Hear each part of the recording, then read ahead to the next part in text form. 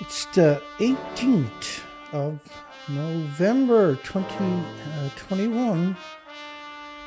Welcome, everyone. I'm your host tonight, Dana Durnford. I'm also known as the Nuclear Proctologist.org. And you can call in at 709-589-4406. The lines are all open. Rock'em sock'em. So I took a vacation after a decade. And of course, I spent most of the time in the woods looking for species. So maybe next time I'll get a vacation. Under a lot of stress, but not too bad. I don't have a lot that I should complain about, all things considered. This is an extinction event, and I am still alive, so that's good news. These creatures, this International Atomic Energy Agency under the United Nations, like, my goodness, planet wreckers, that's what these people are. So the first video, you see 876 views. That's my last video. 876 views, right? This morning, that was 1,097. So they rolled it back to 876. Story of my life, right? And they put a freeze on my videos since Constipated Parties 26, day 9 or something. I've just been there since I got this site because they took down my other site, right? So, the conversation, hi everybody. The conversation today is, should they stop growing food next to nuclear power plants, nuclear dumps, and nuclear fuel facilities? Now, the reason I'm saying that is because they're all hemorrhaging radiation all the time. And so that's in the United Kingdom. That's where they're going to put the new nuclear power plant right by the old one in farmland. But there's a pattern there that you might have noticed if you've been hanging around here, is that almost every single nuclear power plant is in farm country, mega farm country. And sometimes communities and both, right? Big cities is perfect because you can murder everybody. So the radiation falls and lands in the ground, sucked up by the food. The food is also physically contaminated by it. It's also sucked up through the root system. And it's just a coincidence, Dana, that all the nuclear power plants worldwide are surrounded by farms. I'm sure it is. I'm just a little paranoid. Nothing to worry about here. Fukushima radiation will poison food for decades. And if not, nuclear power plants, that's a future one, by the way, in the United Kingdom, going to be surrounded by farms. Meet Helen Caldercott. She's a physician. She taught at Harvard. She's going to try to convince you that reactor 3 is intact. I don't know why, but that's what she's doing. And especially building 3 is very fragile. It's still got a huge cooling pool on its roof, protected by nothing. The molten core has melted its way down onto the concrete of the containment vessel, but maybe into the earth. And if that collapsed, there would be a nuclear inferno. What you're seeing to the left of her is a nuclear inferno. Isn't that something? The building, that was a major detonation. This is reactor 3, and all of those people stood up there are me. That's just me with equipment trying to get the kinks out of it. Now, she's going to try to convince you the same thing with reactor 4. Now, reactor 4 looks like the building to the left. Now, the fuel pools for reactor 3 and 4 are located at the top of the buildings. There's 2 of them because you have no repository. Those things are stuffed with around 5 to 10 million pounds because you don't have a repository. She's going to try to convince you to getting fuel out of the pool in that building also. Building 4 is also similarly fragile, and it's got a huge cooling pool on top with all its fuel rods, but they have been removing them. And it's been a very delicate procedure, and they've removed almost all. So if that collapsed now, I think it would probably be okay. It'll be okay because it's already all gone, building Helen. This is what's left of reactor 4. So it's right down to the ground. This was a 190-foot building, and there's a good depiction to the right. The red rectangles at the top of the building are the fuel pools Helen is talking about. She was confronted on this fable that they're showing the pictures to the left and claiming it's the same building to the right, which is what Helen done. Now she's on a radio show where people ask her, does it really look like the building to the left? Let me ask you this. You've said that if the spent fuel pool in number 4 collapses, that you would evacuate your family from Boston. Do you think we would ever know the truth of what's going on there? And the reason I ask is because we've seen coverage in the national news media here in the United States from ABC News and others that take video cameras in, saying that they're being given exclusive access to number 4 in the removal of the fuel rods, which is said to have begun. And what we see in the video being shared here in America is a pristine interior building. It doesn't look like a building in which the top blew off in a hydrogen explosion. The Japanese are very tidy people, and they have, by robot control and by human beings, removed the debris from the top of Building 4, and it does look pristine. But it doesn't. It doesn't even exist. So here's CNN. There's many medias that done the same thing as Helen, but they're actually pretending they're in the fuel pool at the top of the building. I know this sounds incredible, but bear with me and I'll show you the evidence. We are here inside Reactor 4 at the Fukushima Daiichi nuclear power plant that was severely crippled during the earthquake and tsunami of 2011, leading to the country's worst nuclear disaster. And so it wasn't just that single reporter. There was an incredible herd of them. 12 million yen to censor Twitter when they started burning radioactive debris. They got 60 million of these bags picked up, 1-ton bags.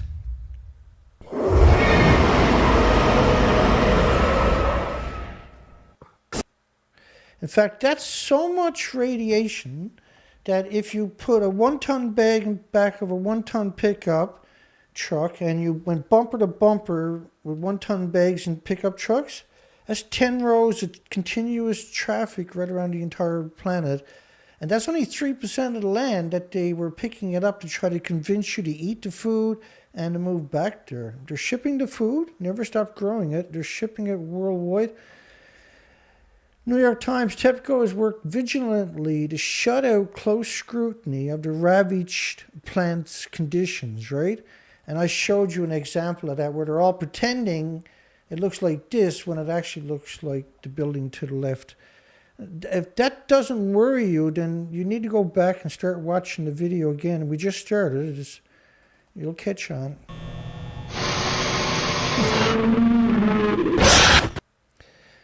Yeah, don't look at me. We'll hunt you down and censor the shit out of you. You can see my site is censored heavily again tonight.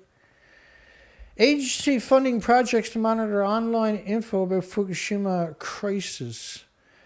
Around-the-clock monitoring of blogs on nuclear power. Jesus. You don't suppose they're talking about me? Let's have a look here. How am I doing? I got 500 new subscribers and 13 viewers. That can't be good.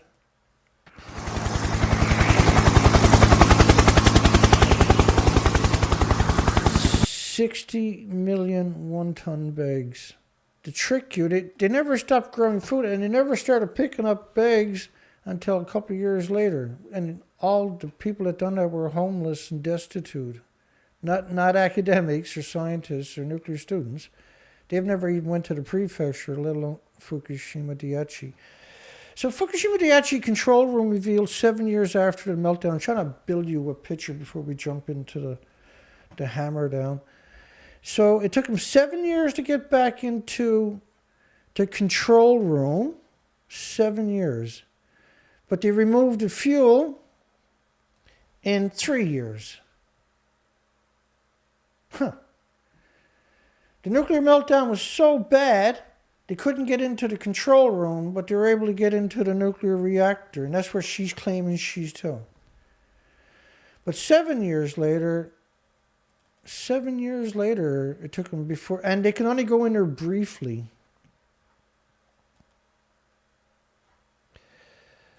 Nothing to worry about here.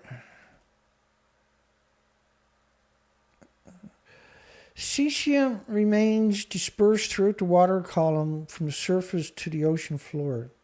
Cesium. There's actually about 1,000 different fission products you need to worry about. Cesium is the deception, and it's bad. Don't get me wrong, cesium is brutal. But the biggest byproduct of the radiated fuel rods is curium isotopes, and you need lead shielding 20 times thicker than you do for plutonium, for curium. Completely beyond comprehension how huge the contamination of the ocean will be. Now, they actually killed the Pacific and almost killed at this stage now the Atlantic Ocean. And we quantified that many times. We've been at this a very long time. This is not an opinion. These are not conjectures. Weaponized food is what's happening. And the target is you and your loved ones. Their job now, as far as they're concerned, is to convince you to eat the food coming out of there or from radioactive, highly radioactive areas in your own country now because of the fallout. 70,000 more must evacuate around Fukushima. Living in an environment with over 2 million becquerels, and they're only talking gamma, by the way, per square meter. This is absurdness. At what point are we going to fight back? Why are we sitting in silence worldwide, I wonder? Oh yeah, Spider-Man and the Hulk. They got everybody lulled into complacency, haven't they? Not only that, they're actually burning dirty bombs all day long. They got 1 billion pounds of dirty bombs at minimum of 100,000 becquerels a kilogram. Whenever you see the numbers like this, 100,000 becquerels. That's not unisieverts or microsieverts or millisievers, blah, blah, blah.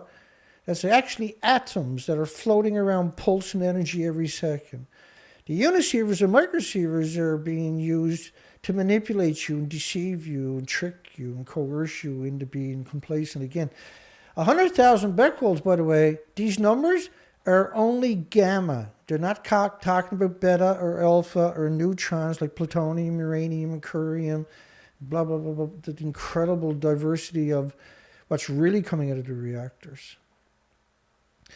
It's a degenerate, coward, sadistic, death cult and secret society. I never seen any comparison I got out there. 3 workers suffered cardiac arrest at the incineration plants. 49 microsieverts an hour found in scrap. So when 3 workers suffer cardiac arrest at an incineration plant in a nuclear wasteland, you could do the math on that. As the public possibly worldwide sickens over time, and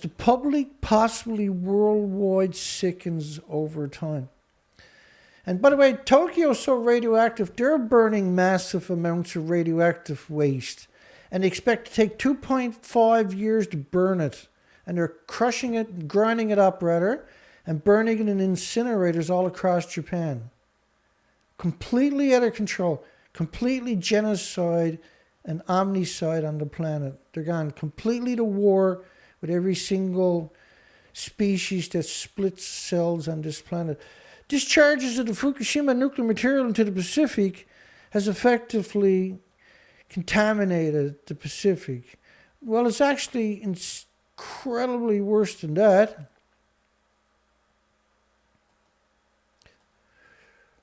absurdly worse than that. What have I got done here? I'll give you an example.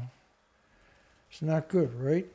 These plume models, this is the Norwegian Institute for Air Research. This is one of many. This is the xenon 133 decays into cesium 137.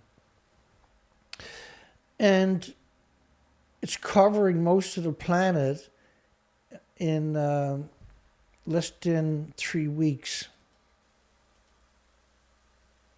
It didn't stop melting down, you know, that's what I'm trying to tell you. It's a continuous plume, and you see better plumes coming up. If there's such a, better demonstration of what's really going on, I should say. There's nothing better about it. It's all horrific. Water above 1 sievert per hour. It's actually infinitely higher than that. And 1 sievert an hour, what that means is 5 of them. Now, it's 2.2 sieverts per liter of just gamma. I'm sorry, just beta. No, not counting gamma and alpha and neutrons in the same contaminants in the, what they say, in the tanks, which makes the tanks 1.4 million sieverts per tank. But 5 sieverts exposure is a lethal dose for mammals, animals, and humans. Melted reactor core will burn again if water is not perpetually poured in.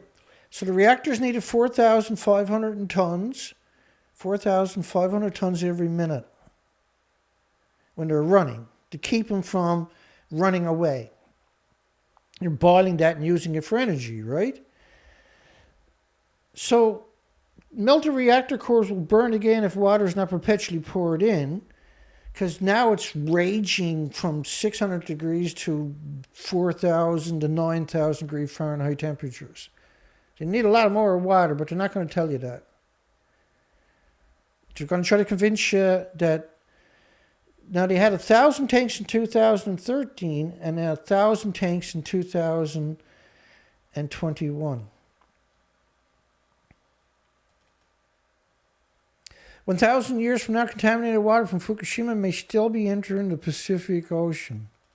Not maybe. There's no way to stop. The whole country is radioactive. All the trees, all the pollen, everything is radioactive. Every time it rains or snows in that country, it's an absurd amount of radiation washed down to the coastlines. Work at Fukushima Unit 4, and I showed you Unit 4 is a distraction. The real nightmare is coming from Reactor 3 molten cores. From 3 molten cores, rather. Melted fuel is all over the place. First goal is simply to stop uncontrolled releases of radioactive material. So it's still splitting the atoms, which means it's creating snowstorms on its own perpetually for millions of years. They're going to create this endless snowstorm that's enveloping the entire planet. That's Reactor 4. It actually doesn't exist. There is no fuel pools. So it is a distraction, but that's the whole point of it, see? Explosion at Unit 3 drove the nuclear fuel out of the storage pool. This is Reactor 3. And the fuel pools would have around several decades of reactor cores stored, and you change most of the reactor core every. Just hang on, I'm working here. I didn't transfer that. Every 18 months, you're taking a third to a half or more out of the reactor cores, and so when they detonate, they create these plumes. This model is the plutonium-239 plume from the reactors based on their numbers. That's some modeling. So this is a fake picture they got there where they're claiming they're getting fuel out of the reactor 4 pool to the reactor 3 fuel pool. To the right, you can see what the building should look like, and to the left, you can see what it actually looks like. So years later, they had the homeless and remote control cranes strip it down, and this is all that's left. The fuel pools are at the very top of these 190-foot buildings. Nuclear consultant doubts the official temperature estimates. Reactor number 3 probably nearer to thousands of degrees. So when you look at it, yes, it's around 9,000 actually is the numbers. Contaminated seawater will circulate around the globe. Well, it not only circulates around the globe, the whole globe is covered. All the fresh water, all the saltwater oceans, everything is contaminated. But the problem is, it's still melting down. It's still hemorrhaging out of there. They're not trying to stop it. And they're growing food there and shipping it worldwide around 850 million pounds just of rice, not counting all the other stuff they're shipping and growing from this nuclear wasteland. And it's not just Fukushima food you got to worry about. You got to worry about all the northern prefectures. There's 14 of them were banned in 55 countries worldwide. It wasn't just Fukushima. Reactor 5 and 6 were not in cold shutdown after the quake. By the way, you're only changing half of the fuel. You're going to leave the other half of the fuel in the reactor. It needs a lot of water to keep cool. And if you don't, every 680 kilometers of coastline was washed away. There was no infrastructure. There was no way to even... you had multiple nuclear meltdowns going on. You had fuel pools detonating and tossing their fuel rods several miles away. At one spot by reactor 1, it was 1 million sieverts per hour were the estimates from the flyovers. They're getting them numbers from planes. Reactor number 5 releases may explain why so much radioactive xenon was detected. So the only way xenon is created from the actual meltdown. That's where the xenon is coming from, an actual meltdown. And pictures of reactor 6, that's reactor 5, pictures of reactor 6 were actually redacted. Right, they released 736 in January of this year from 10 years ago. And all 736 pictures were completely redacted. All the reactor buildings, except for reactor 5, were redacted. Fukushima reactor 5 and 6 now in crisis. Cesium outside release points of 1,000%. Now 5 and 6 is a long way away from reactor 1, 2, and 3. White smoke from Fukushima Daiichi reactor 6 turbine building. Remember, the turbine building was redacted, those pictures, the original pictures. Now the radiation in the ocean, you see this, it's hard to wrap your mind around it. It's not just the ocean. The ocean creates tens of thousands of miles of rain clouds that are brought into continents every day, all day long. It's sucking up that radiation. Radioactive sea spray, by the way, just hitting the coastline can find itself hundreds of kilometers inland. You know this from studies years ago on insects being acclimated to more sodium in their diets within 200 kilometers of the ocean coastlines. 1,300 people filed criminal complaints seeking to jail government officials and TEPCO executives. That's just staggering. That tells you what it's like in ground zero, yeah? So if animals or birds or insects or humans or your children or your friends or your families, your loved ones, inhaling the radioactive particles, the Becquerels, you hear me talking about Becquerels, that's the particles, they're pulsing energy every second.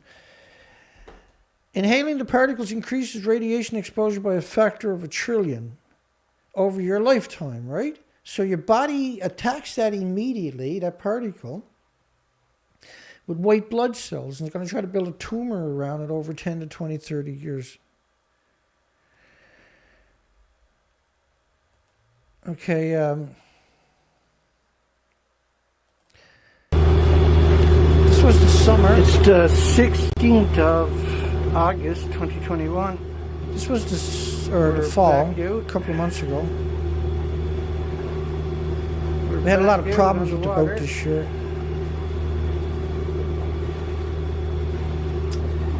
And we got a breeze coming offshore today. And so that day I found 5 birds, dead birds.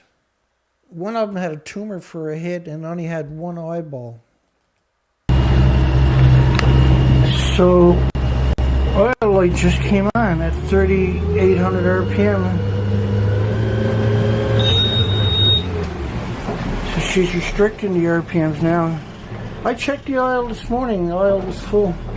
So that's the story of this year, by the way, when it comes to the boat. So this year, no spiders in the woods. And so these research expeditions are chaos. We've been doing this for years and years and years. And you go out there and you set up shop and you survey the area and you cover vast distances into Mother Nature. And you're looking for patterns, like there was no spiders in the woods for 450 kilometers of the survey. There was no trout jumping in any of the ponds. And the list keeps going, right? And it's been a tough year because while we were out on the expedition this year, and you pack up and move to your next spot every 2 or 3 days. And so this year, they took down my site with no emails or anything, and no strikes on the account. And so I was 450 kilometers away from home on this rig here in the middle of nowhere. All the birds, flocks of birds are missing. There's no fish jumping, no spiders in the woods, there's no ants in the nest. The list goes on. This is an extinction. We're on the east coast of Canada now, and we've done many years of going to Alaska, and from British Columbia to Alaska, and all the species were totally annihilated. Just give me a second here. So we spent years of doing from Vancouver to British Columbia, and what we discovered, my system got to catch up. What we discovered was horrifically, but remember that camera there for later? And so what I done was we done expeditions up and down the coastline. And what we seen was the species to your left are permanently exterminated. That's an extinction event, yeah? The elephant in the room is the Fukushima radiation when it comes to Pacific animal die-off. But they're not acknowledging what I'm showing you. There's nobody out there acknowledging that officially. Now, I provide the GPSs for all of these spots, and done this year after year, done this for 6 years, doing species counts for 4 to 5 months on the ocean. Just want to get that out there. That's an extinction event. The species are missing. I'll put it on the big screen for you. So the pictures to the left are before, and to the right are after in the same places, but the whole coastline is like that. And we've done the whole coastline over and over and over. Me and my trusty sidekick, Zoe. And it was brutal expeditions. I know it looks nice there, but trust me, it wasn't nice. Gonna go take a pee before it takes off? I was bringing her in for, because she likes doing a face plant on all the beaches, right? That's low tide, about 10 kilometers from Alaska. That's right by the Canadian-Alaska border. Yeah. That's right by the Canadian-Alaska border. And there was no species on the beaches there, so there's none in Alaska. So you camp out for 2 or 3 days, hopefully max is 3 days, because you want to cover the whole province, like 900 miles, and this is year 2 of trying to do it. And they took down my site, but I had a lot of breakdowns, we had a lot of expenses, and we were late getting on the trail because we still didn't even have a camera. We finally got the camera. Give me a second here. I'll show you what's up with that so you can appreciate what I'm going to tell you anyway. I'll show you what's up with that. So that's the gimbal. that we got, but we got a whole bunch of stuff added onto it now. So we got a handle that just showed up. That's $60 tax included. Then this piece here, you can kind of see it sticking out from the side. That was $45 plus the taxes and everything. So we got a motor up here that turns the gimbal right there. That's the motor. That was $200 we just ordered in. It's also got a cage on it, so you can mount everything on the cage. And the cage is full of drilled holes. And so you can, $60 plus for that one. Then you can put the whole operation down into this hole and put that on your shoulder. Put that on your shoulder, right? And then you can, well, normally we take it off. You can put it down there. And now, so normally you would mount a small screen on this piece here. And I got one there. I got a 7-inch Black Magic with, I can record in all the formats with it. So this year it was difficult, but I realized this year I got to put an operation together that's real. We can't be Mickey Mousing this. And so all the money we raised for the last 2 months, this is what we ended up getting out of it. And we ran out of money about 2 weeks ago, but I ordered all the parts. And this here is for transferring my hard drives that I took out of computers that were sabotaged by the looks of it. We had 10 computers were killed in 1 year alone. So you tell me what's going on. And so I'm trying to recover the data, and then this popped on me last night. I'm heartbroken. I only got 1.5 hard drives done, and it packed it in on me. That was $50. Okay, so let me finish the story here. So this is so that this year I won't get caught out. This next year I won't be caught out. We'll have all equipment, have all the kinks out of it, everything will be working. And then this one coming up, this is a big fist. Right, and so this is for the big camera, and it has an articulating arm. You can't really appreciate it probably. Oh. Now I want to mount that on the quad you see behind me. So I want to put the arm and then we got to get a machine shop to make a cup to lay the gimbal in this. So I can carry. I got one to carry it when I'm off the quad, and the other one while I'm on the quad, right? That's the plan. Hang on.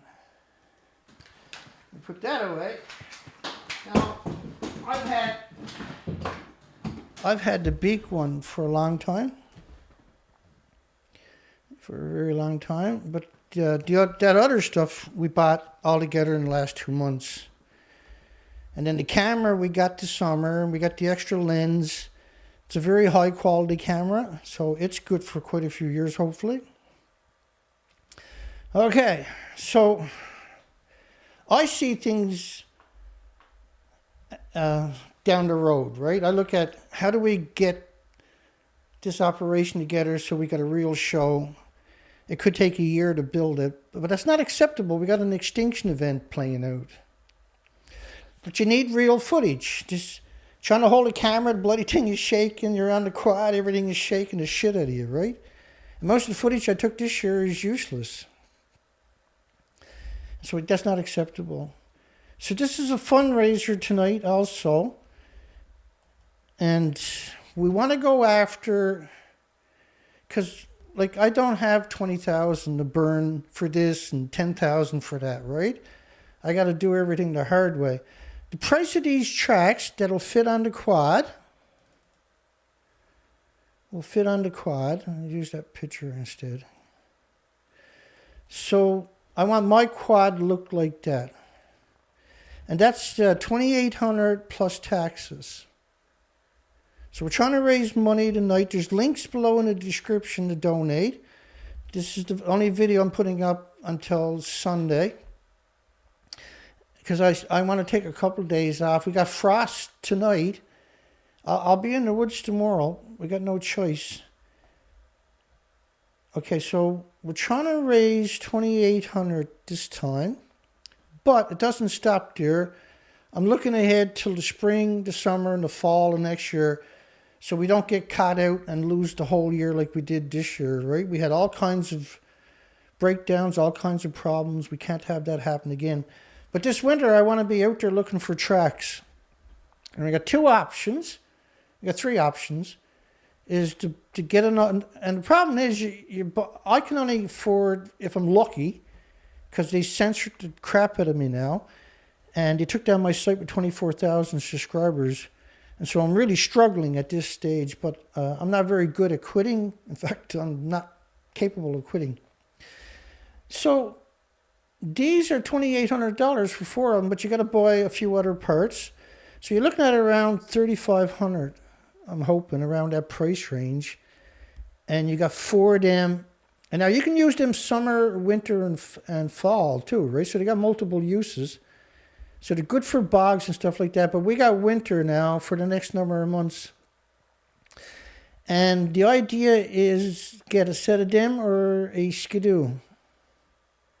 Now the problem is, because I'm out in the woods each day on the quad, I'm out a lot right this year, doing research, and we're racking up miles on the quad. And the problem with these quads are they're really only good for around 10,000 miles. You might get 12, 14 if you take care of it. But if you look at them for sale, it's pretty rare to see one over 10,000. And you'll see lots of newer ones with 6,000, 10,000. They're being scrapped and sold in parts. I'm good at taking care of my stuff, but that doesn't mean it's infallible, right? Now, we did put a new clutch in it this year, primary and a secondary, and a new belt. It was over $1,500. We put new tires on it, put the winch on it, we put the back seat on it. It's a lot of money, right? And then the camera and the gimbal and the equipment. But now we got an operation coming together that's working. We got to keep moving forward. Now, the best idea to do is get another quad, which doesn't make sense, or get something that can handle high miles. And that the only thing for that, because you're out in the woods, is a dirt bike typically, right? And so a dirt bike, a new one, is expensive. They're $8,000, $10,000, $12,000. I'm not trying to do that. I'm happy with something $3,000 or $4,000. But when I do that, that means I got to do work on it. Same as the quad that I bought was secondhand. We had to do a lot of work on it before it was good to go for the expeditions. And that's just the way it is. We can't afford. And so this is a BMW 650. It's on sale right now. Somebody's selling it. I was talking to them, went and looked at it. And they want a $3,400, but they'll come down on that. So in a perfect world, you'd have that to do scouting for several days. And you can actually run right across the province quickly within a few days with a small tent and come back. Then you take your big operation and you go to wherever you marked on the GPSs. You're going to set up shop and camp out. But the beauty of a dirt bike, now this is the BMW 650 Darka. They're made to do the 1,000-mile endurance. That's a 2001 with 27,000 kilometers on it, which doesn't matter when it comes to BMW. But it does matter if it's a dirt bike. You'll never see a dirt bike with 27,000 miles on it. So you're not going fast. You're gonna. If I got something like that, I still got to put knobby tires on it. And I got to rough it out for a few days. But I can drag it on the trailer, camp out with the truck and the trailer, and shoot 100 kilometers in a day back and forth. I can rack up 200,000 miles on a Enduro. These are called basically Enduros, right? So 33,000, you can probably get that one for it. And the tracks, I can get tax included. And the kit, the mounted, because they're made specially for each bike, you're around 3,400. So that's what we're concentrating on raising money for the next couple of months. And tonight is a major fundraiser because we've been pounded by censorship because of this story here. So would you eat food that farmer is harvesting there? Of course not, right? Because he's harvesting by 1-ton bags of radiation. But that could end up on your store shelf, and your friends or your families or your loved ones or your neighbors most likely will end up buying it. And the horror of that story is half of Japan is radioactive in the grown food there. Deadly prefectures where the food was banned in 55 countries. And so the nuclear industry put their people in positions to change that, and then decided to take all restrictions and ship it in recently to Canada, United States, Europe, Iceland, and Finland. Effective immediately. And we covered that, right? It's outrageous. Hepner published a book, so we never raised anything in the last 2 weeks whatsoever. And I can't just not do it, because if I don't do it, we don't have the gear to push forward. And there might be nobody watching me next year. You know what I mean? Like, they got me censored so much. We still got to do the research and publish it at my site. And so I'm walking forward. I don't take steps back. I always take 2 steps forward when I'm attacked. I never, ever walk back.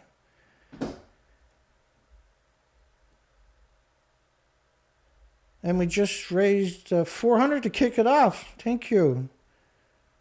To Marjorie V. 400.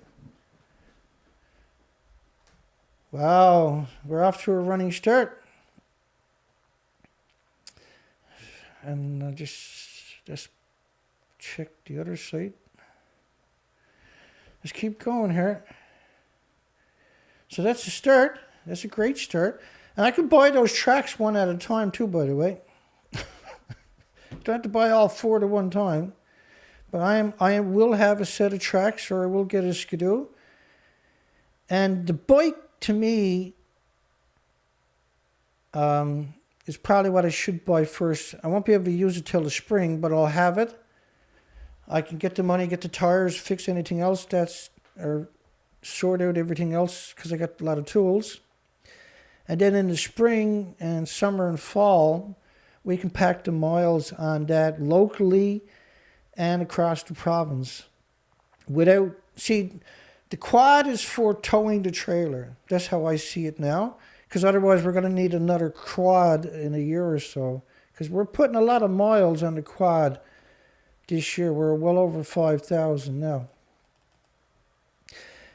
And the quad can go rough places, but there's a lot of groomed trails out there that I'm using, where there's 300 or 400 kilometers of groomed trails. So if I put it on the trailer and shoot out there, I can run that in one day in good weather, good conditions, and be back to the campsite in one day. Southern Illinois University's Edwardsville, Abe. Now, she wrote a book on the nuclear industry nuclear power is crazy. So that's cool.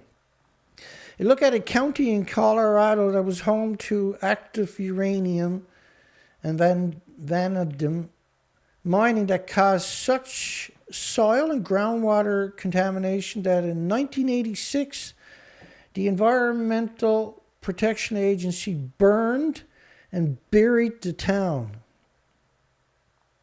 and creating a 680 Superfund site. 680 Superfund site.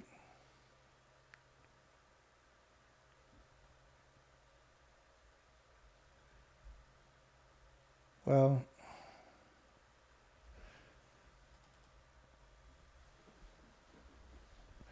Too expensive, too slow. Even the baseload argument doesn't work for nuclear.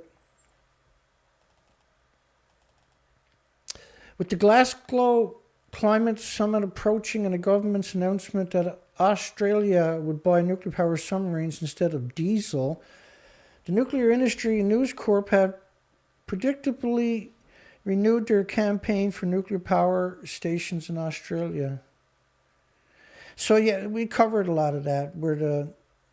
That's the Mineral Council of Australia is pushing to create a nuclear plant in Australia so they don't lose money on shipping, right?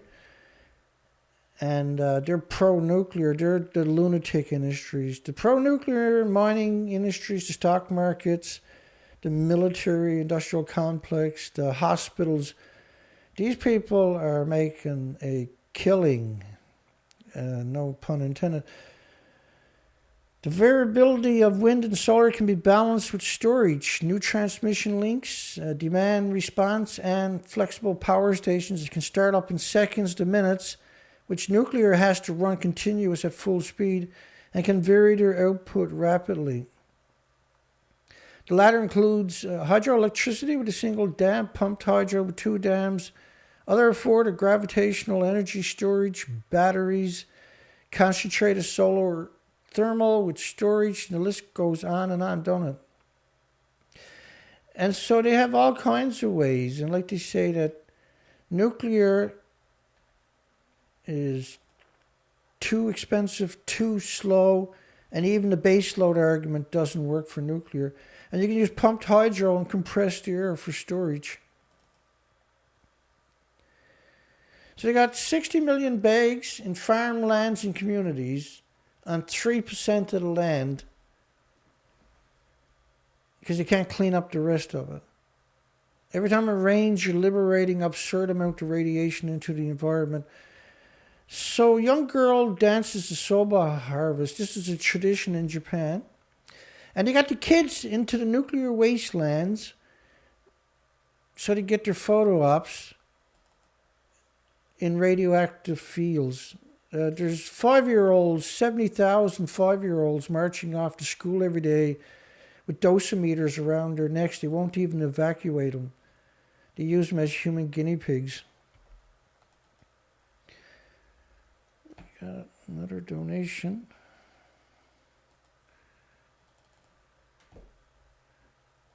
We got $100 from, we got a $1,000 donation from David K. Who said, please don't use my name. I'm sorry. I didn't use your last name, so. Thank you, David. Wow. And Marge, that's 1,400. We're off to a super good running start here. I wasn't expecting to raise anything, to tell you the truth. I've been censored so much, I'm used to it now. I got to try, right? You can't blame me for trying. I got to push forward. We don't got anybody else there doing it. And the minute I slack off, everything falls apart. Look at this place. I've been gone for 6 days. The whole place was falling apart, for goodness sakes. Department of Energy awards nearly $30 billion in a 10-year nuclear site cleanup contract. It costs $10 billion to build a nuclear plant. It takes $30 billion to clean it up after. Indefinite. Oh, it's going to be a lot longer. It's more than $30 billion. That's not the first $30 billion they spent there, by the way. Indefinite contracts. Oh, yeah, the Savannah River site. Might have known. Did you know that in the Savannah River site, they had 967 people have applied individually and been denied compensation for cancer, but that another 800 people had been approved for disabilities payments for having cancer. So you got 1,700 people at the one site with cancer from work in just that one period that they're talking about. Yeah, nuclear is such a charm, eh? So we're up to 1,400 already. No harm to dream. So we're trying to get the bike, because that's not going to last. Someone's going to get that bike. I'm going to end up having to get, if I'm lucky enough, I'm going to end up with just a regular old dirt bike. When we can have a BMW Darka 650cc. I took it out yesterday for a little spin around right in front of their house. Rocks. They actually spent $3,400 on the front end. He was showing me all the paperwork for that in 2019. And his kid was using it to go to university, and he dropped it. And so last year, the ones we seen were around 70,000 kilometers on it. And the year before was the same thing, 70, 80,000 kilometers. That's what I'm shooting for right now. But at the same time, we got to get a Skidoo for the winter, or for around 3,000, or get tracks for the quad is around the same price, right? So I haven't quite made up my mind on what I should do there. I like the idea of the tracks because you can use your tracks all year long. There's many times I could use tracks this year already. And they're better for light snow. You can't use the Skidoo till the snow is really thick, and if you don't get thick snow, you lose your year, right? That's the only problem there.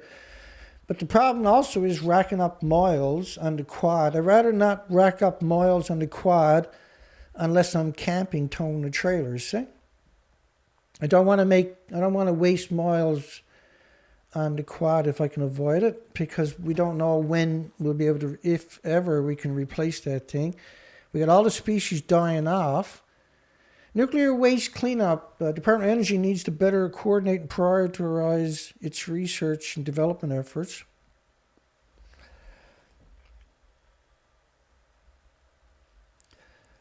And so the food you see there is not supposed to be for consumption. But why is it packed for consumption then? So these little tiny robots, they're not going to do nothing to clean up these massive sites that we're talking about. It's absurd to suggest it.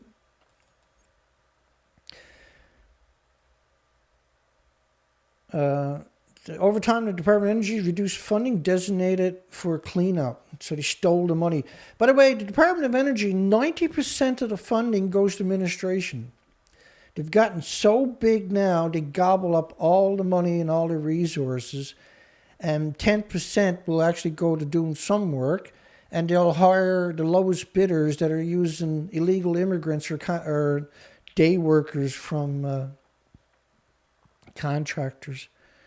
That way you can't trace the health damage back to the site, right?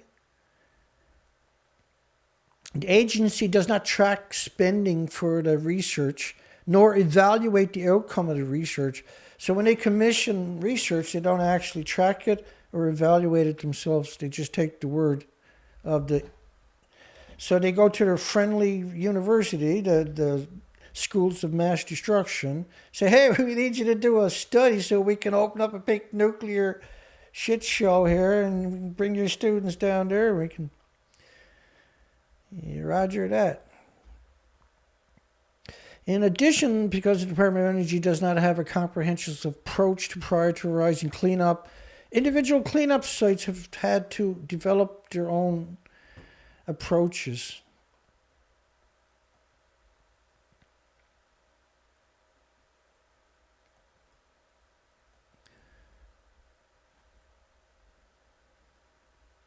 Let me just refresh my pages. We raised another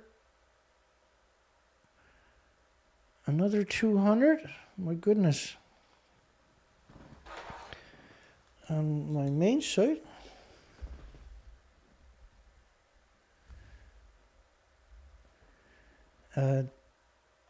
Dana Nasana donated 100. Thank you, Dana. And Chester A donated 100. Thank you, Chester. Let me do the other side. Wow, that's 1,600, folks. Wasn't expecting that tonight. And 400 more at my other site is from Susan P. Thank you, Susan. My goodness, I'm overwhelmed here. Chester and Dana,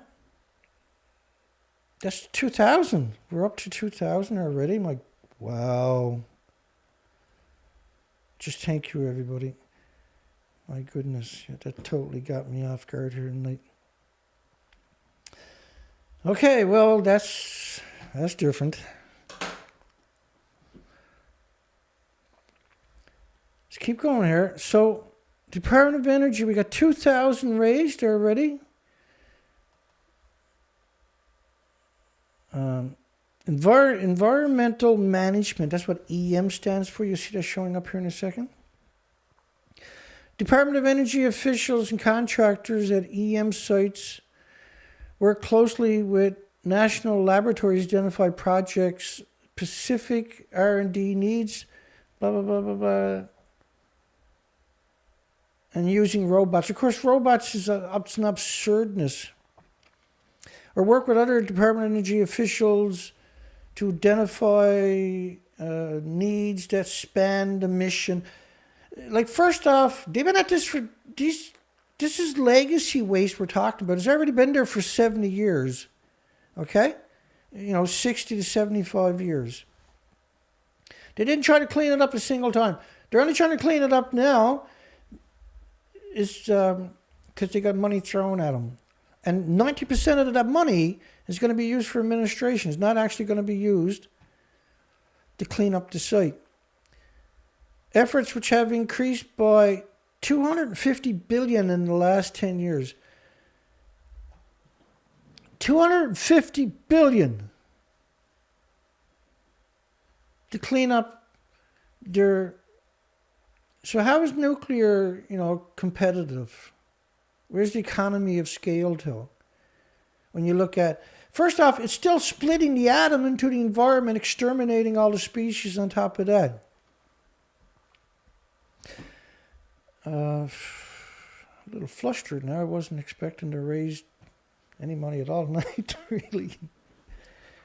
Thank you, Colette, Dana, and everybody.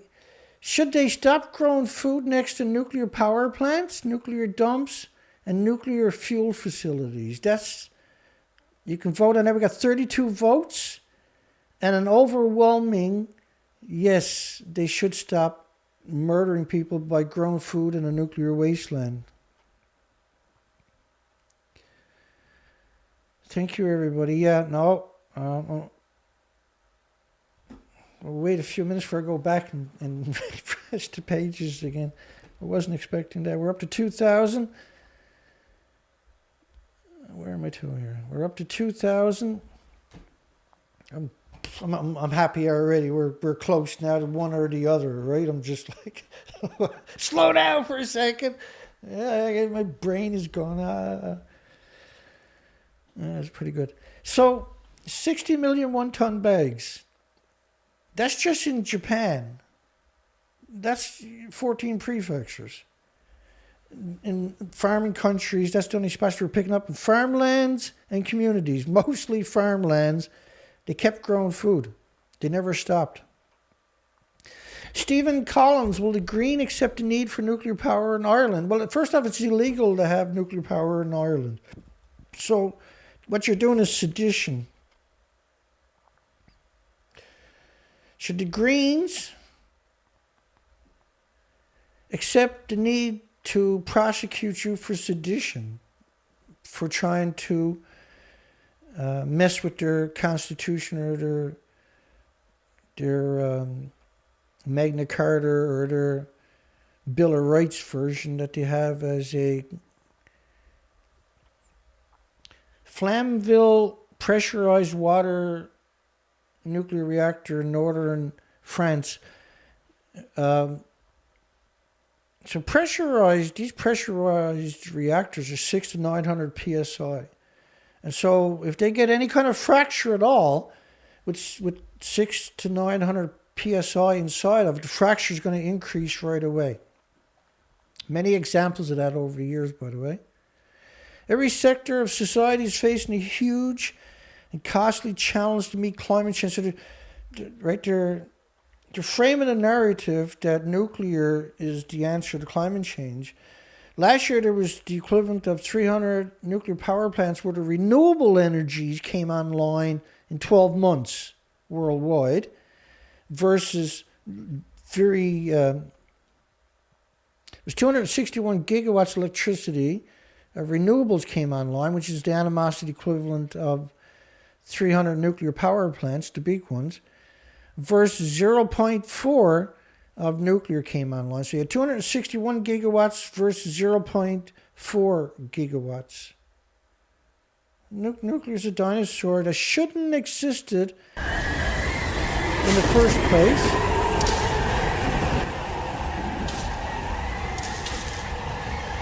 Keep it going.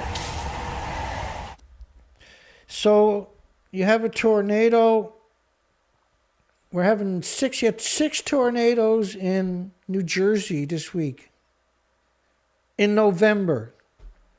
Last week they had 2 massive tornadoes in November in British Columbia, Canada. Because they're right across from Japan. They have major radioactive fallout. We've done the research expeditions. I showed you that earlier. Ice walls around Fukushima Daiichi nuclear plant monitored with abnormality. Ice wall around Fukushima Daiichi. So if it was an experiment, then the government would pay for it. So they elected to put an ice wall around the plant, not underneath it. There's no floor in it, so the water just goes underneath it. And it was a very expensive. I'll show you that coming up, actually. This is just a bunch of pictures here. We'll flick through it. We counted the tanks. Let me come back to this in a second. That's 244. You too, buddy. It's absurd how much I got. Now I counted the tanks. There's actually 750. And 150 to 200 of them are small tanks. They're way up there. See the small tanks, the 2 piles up there with the hundreds and a 50. They're little small tanks, see? So there's not even 750 tanks. Because I'm counting each small tank and I'm overestimating them. So there's not 1,000 tanks, even though that's what they're telling everybody, that there's 1,000 tanks.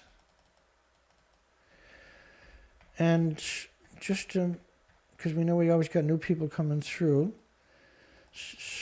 just to give you a recap, we wanted to put tracks on that quad for the winter and also summer and stuff. So we want to put tracks on the quad so it looks like that, and I can do stuff like this, and I can put it on the trailer. But they're also good on all conditions, right? And then we want to buy a second-hand. These are dual-purpose bikes, but it's only going to be used off-road only. It's not going to be on. It's not a road bike. I'm not going to use it for that if I end up getting it. We've raised $2,000. We need.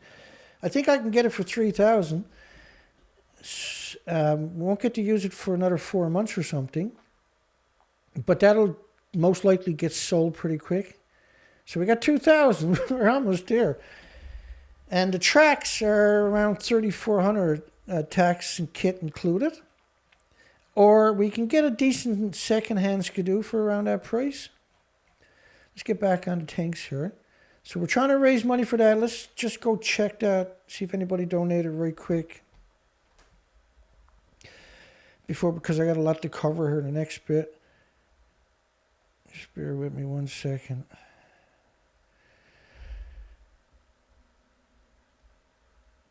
Wow. James Lusa just donated 102 Canadian. Thank you, James, my friend. Wow. And we'll check my other site.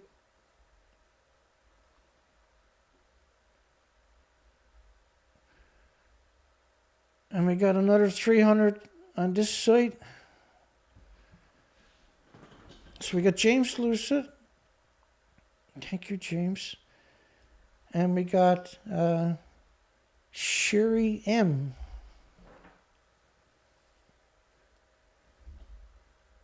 Left me a message. Thank you, Sherry.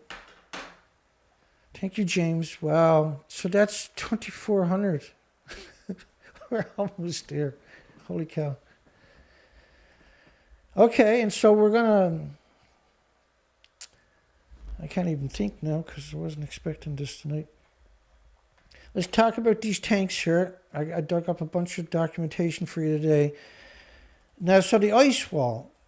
So they're showing you this in the little video that accompanies it. TEPCO, which was insolvent right after the accident, was bankrupt, so it's nationalized now by the Japanese government. So they claim there's 1,000 of these tanks. I counted the tanks. You can download pictures and do the same thing.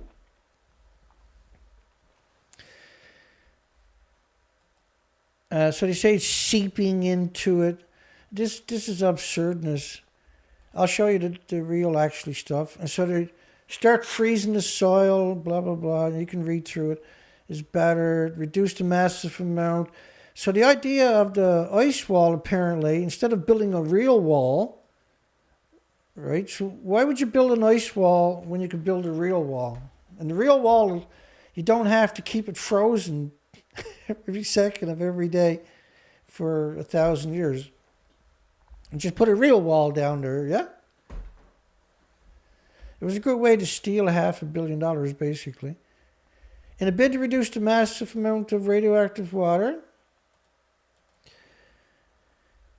the leaks of radioactive water. That's a very polite thing to say. Leaks of radioactive water.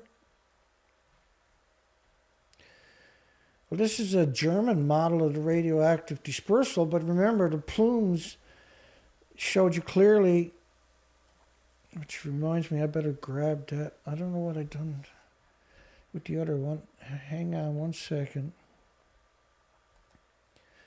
So I don't have a pen and a paper here to write down what's going on here. 2,400? We're up to 2,400. My goodness. Never seen that coming tonight. So I'm thrilled, and I can't possibly articulate how thrilled I am.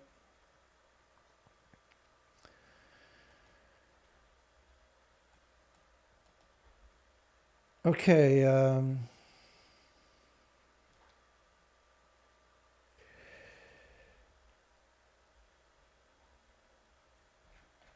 okay, here we go again. I just had to make copies of all this so I can tell the story.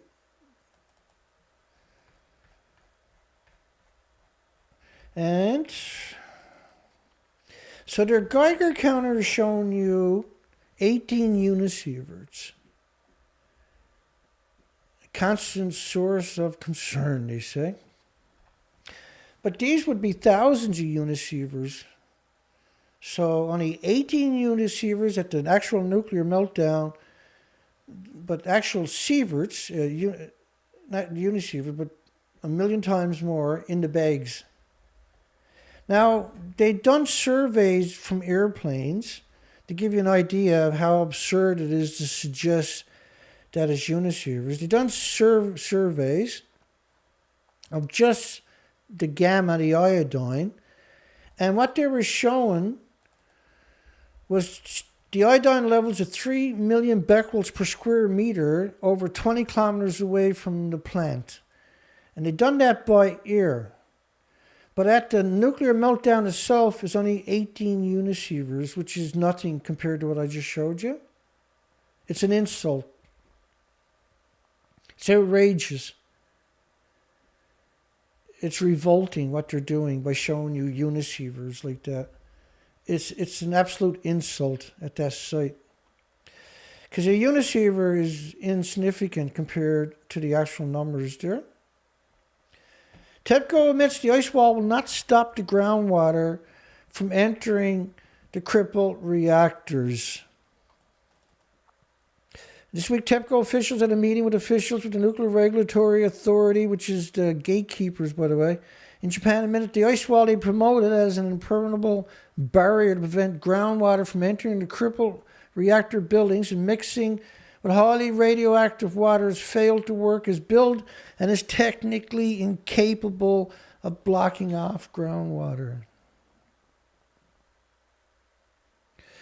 Right, so they lie to you about every facet of it. They show you irrelevant numbers.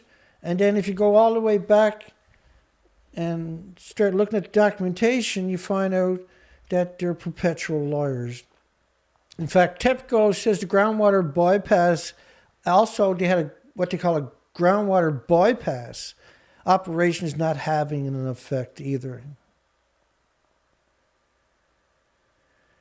They're failing to reduce the tons of water from entering the crippled reactors.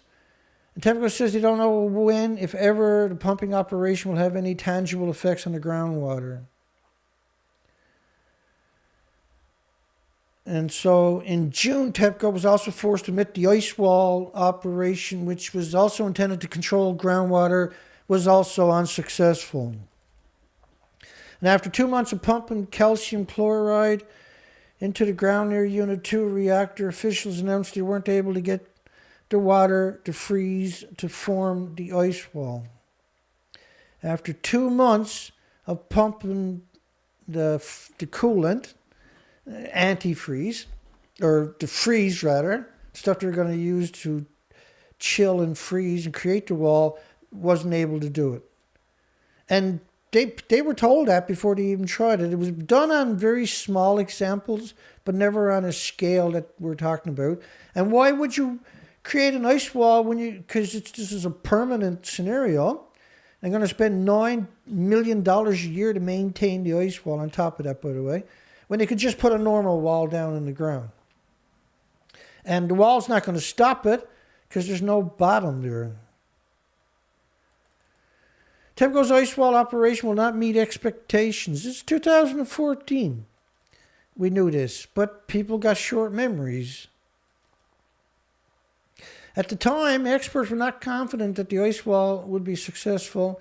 In fact, concerns that even if the ice wall was constructed, it would only drive the wastewater deeper underground. And TEPCO pushed forward with the $320 million project anyway. Coming out of the taxpayers' pockets. We have yet to form the ice stopper because we can't make the temperature low enough to freeze water. What part about that is confusing, I wonder? The officials say the operations are being hindered by debris and objects in the tunnels and the continued spread of lethal wastewater throughout the site. TEPCO failed to deliver and promised to install a fence to restrict contamination from leaking. Now the fence was another, right? They were going to put a fence down right away. Remember that story? So they had a barrier, then they had the ice wall, but they also had a fence to stop it from leaking into the ocean. A fence, right? I said that loosely. And that didn't work. In fact, TEPCO promised to build a fence to block the radioactive water from going into the ocean, but did not ever install the actual fence. And at the time, TEPCO asked the government not to announce that they committed to constructing the fences, as the utility was concerned the $1 billion construction cost of a fence. So it's cheaper to build an ice wall, would increase its debt. So what they're saying here basically is cheaper to build an ice wall than just to build a fence, a permanent, normal, everyday structure. Just want to grab someone by the neck and strangle them right on the spot, eh? The whole industry is disgusting. This is the nuclear industry. It's not TEPCO. This is the worldwide nuclear industry, the worldwide nuclear lobbying group. We got another $200 donation from the woman that kicked it all off, Marge V. That's 2600? My goodness. Hang on, let me double check the other site.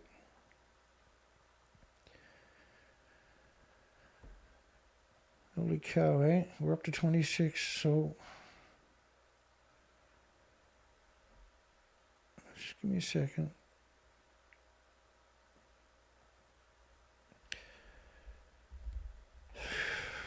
Yeah, it's a huge deal. Thank you, everybody. My goodness.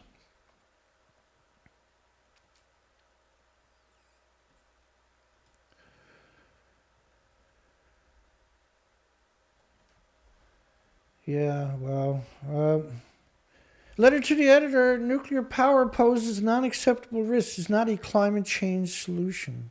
It's not a climate change solution. It's 301, hang on.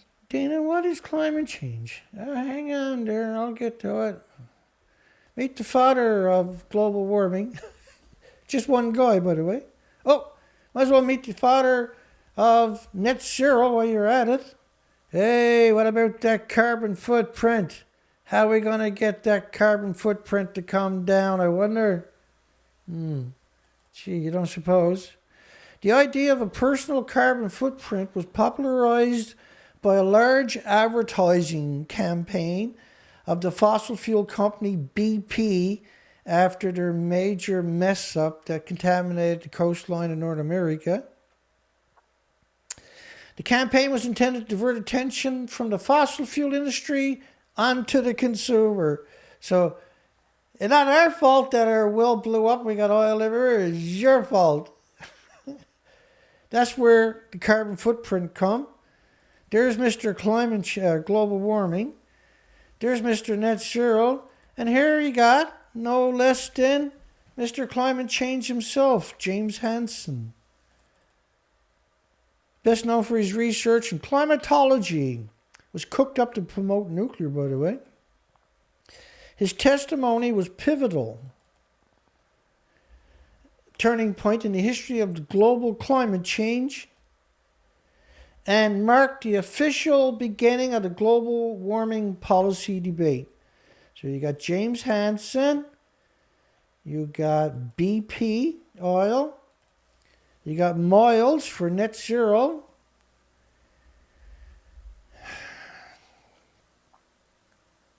and I can't remember his name there. I got to get that and stick it in there. That's climate change. That's global warming. That's carbon, and that's crazy, right? So, my goodness. So we spent a lot of time in the woods this last week.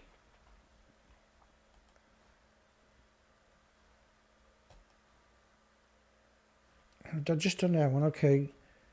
Letter to the editor, nuclear power poses unacceptable risk. It's not climate change solution.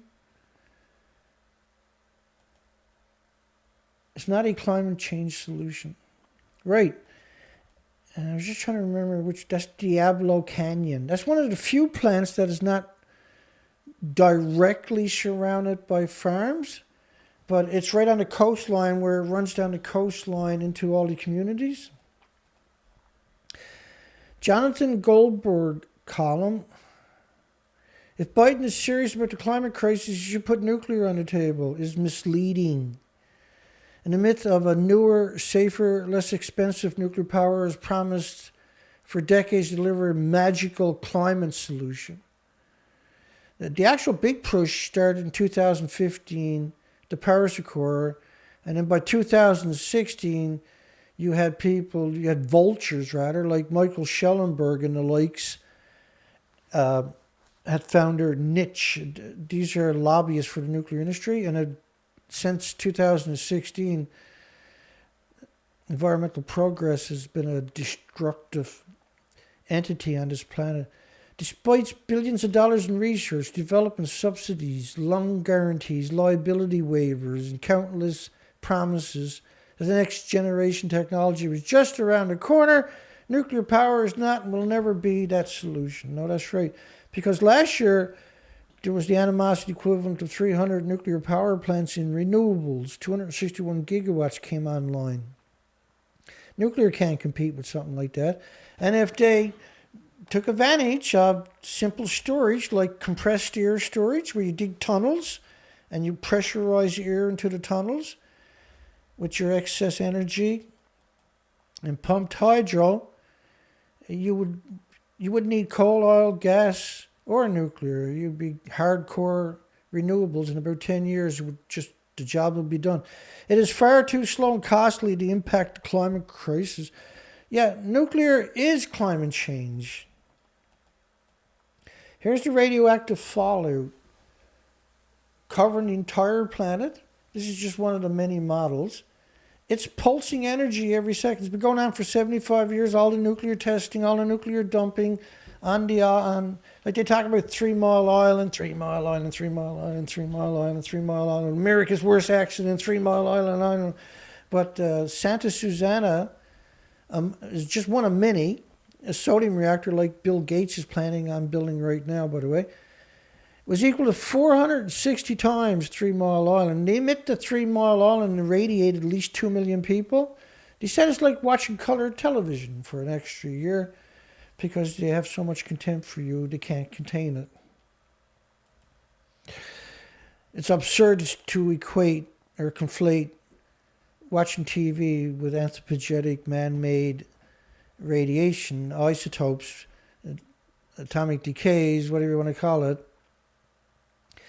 Because your body doesn't, if you watch TV, your body doesn't attack itself and build a big tumor around your whole body because you're watching TV.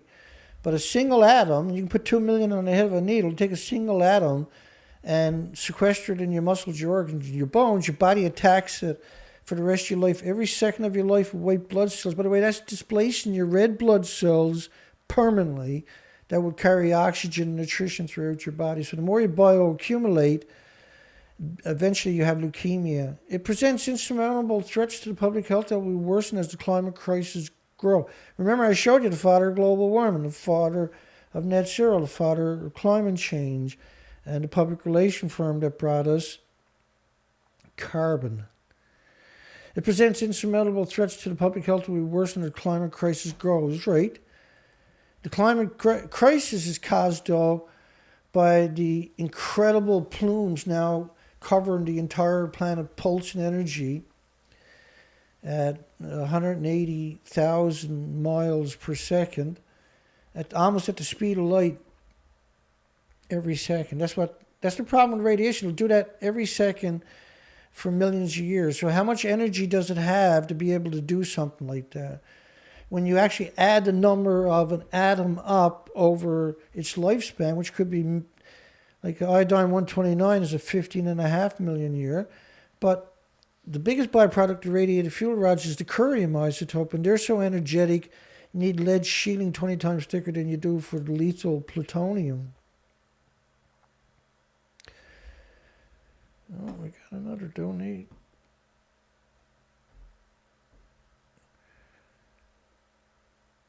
Marge V donated another 200. That's amazing. Thank you. My goodness. That's 2,800.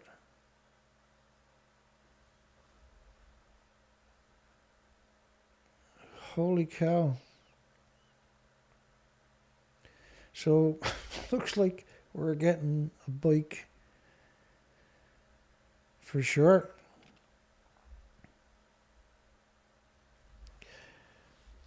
It's madness. Another 200 to 300 and we got a bike. It presents insurmountable threats to the public health that will worsen as the climate crisis grow. I can barely do the show now. I'm like, brain. My brain is shot, boy.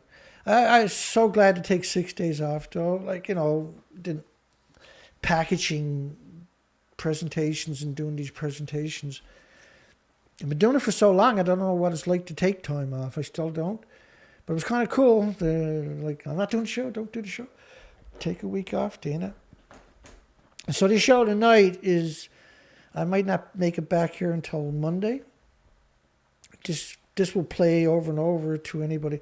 Now remember, my last video this morning had almost 1,100 views. Tonight it's got 880. Google gutted me again. Only had 40 thumbs up in 5 days. I've never ever seen that before, that low numbers.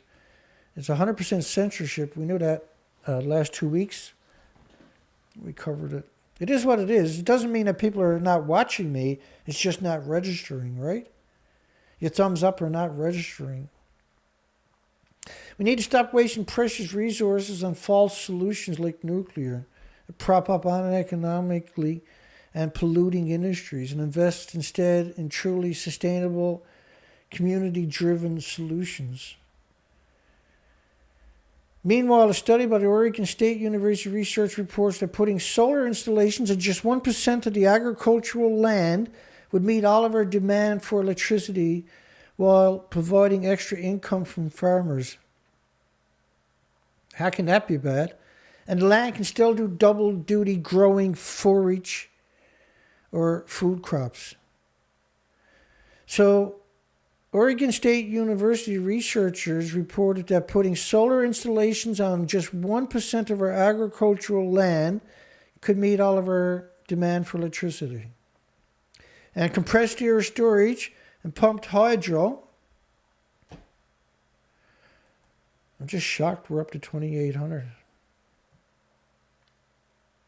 In a good way, right? My God. Well, we only need 2 big ticket items right now, and we're self-sufficient, right? I'm looking at it this way because they gutted my 24,000 subscriber account with no warning while I was on a research expedition. I had all kinds of breakdowns this year already. We had all kinds of expenses. We had to buy all kinds. We had to buy the quad. We had to put the equipment on it, do the clutch on it. We had to get a camera. That was a big items, right? It's torture. And trying to build the operation, but we're almost halfway there to what we need. And so I'll sleep like a baby tonight, I tell you what. Which, I'm going in the woods tomorrow again. It's frost out there right now. I hope we get a bit of snow tonight. I can get in and look for some tracks. Which electricity producers would you rather live next to? Now, I was talking to some of the local hunters over this week in the woods. No birds, no rabbits, none. Like no ptarmigan, no grouse, no rabbits. And they all acknowledged that there was no, because I didn't want to lead them, right? I said I was looking for birds, like little sparrows and finches and stuff like that. They said nothing. The same last year and the year before. They all told me that basically about 2 years ago is when it started. And it's gotten worse this year. They never seen nothing like it this year. In fact, some of them had acknowledged that, because they grew up here, been here all their life, to go and just get a couple of braces of rabbits or something, is that in the last 2 years, most of their friends gave up looking for it. And I know they're not getting no fish off the coastline here. All the boats came out of the water early. Everybody I talked to about that told me the same thing. No fish out there whatsoever. Never dreamt it was possible. Never heard tell of anything like it. But a pro-nuclear movement is winning by Goblin Michael Schellenberger. Who sucks up to the renewable industry? Who sucks up to the renewable energy industry like battered wives? My God, man, what's wrong with you? Who suck up to the renewable industries like energy industry like battered wives? You're talking about the pro-renewable people. Look, like the renewable people are right. There's 261 gigawatts last year came online in 12 months. That's equal to 3/4 of all current nuclear power plants on the planet for 75 years. How is nuclear supposed to compete with that? And nuclear is just, it doesn't play fair because you can't assimilate renewables into the grid that nuclear is using. Nuclear has to run full tilt 24 hours a day. It's not, and it's always surrounded by farm fields, it's poisoning everybody. And by the way, that's what we're voting on tonight in the poll.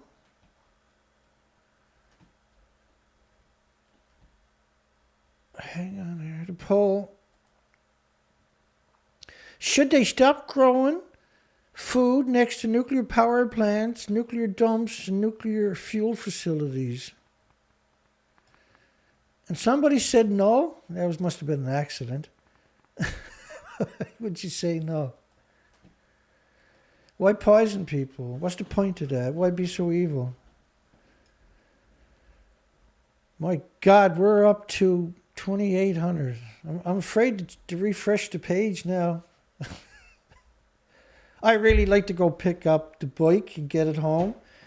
And over the winter, we can raise enough money to get a knobby tires and pay to get them installed properly. I can go through the whole system. Those things are good for like 200,000 kilometers. Just I shouldn't do it, but I'm going to refresh the pages before I do the next story here, just in case. I got to check, I'm sorry. And here we go again. So Michael Schellenberger, has a company. He says he's the president of Environmental Progress. For several years, he was the only person in Environmental Progress. It's a nuclear lobbying group, right? And then he brought Xeon Light on board, scum degenerate Xeon Light double agent sleeper cell Xeon Light from United Kingdom. She was embedded with Extinction Rebellion or something. And she was the unofficial spokesperson. They started up in 2018, right? And it goes to show you, the only way you're going to get noticed is if you get arrested over and over and over, right? I can't afford to keep getting arrested. I've been arrested enough times already. It's an expensive thing to have to do, right? So imagine if I get arrested tomorrow, we're going to take the money I earned now and get a lawyer that we gathered up to get equipment, rather, and to get a lawyer, right? It looks like we're going to go pick up a bike tomorrow or Monday or something. Hopefully tomorrow, but we'll see how the night goes, the rest of the show goes. The world's largest economies include Japan, Britain, and France.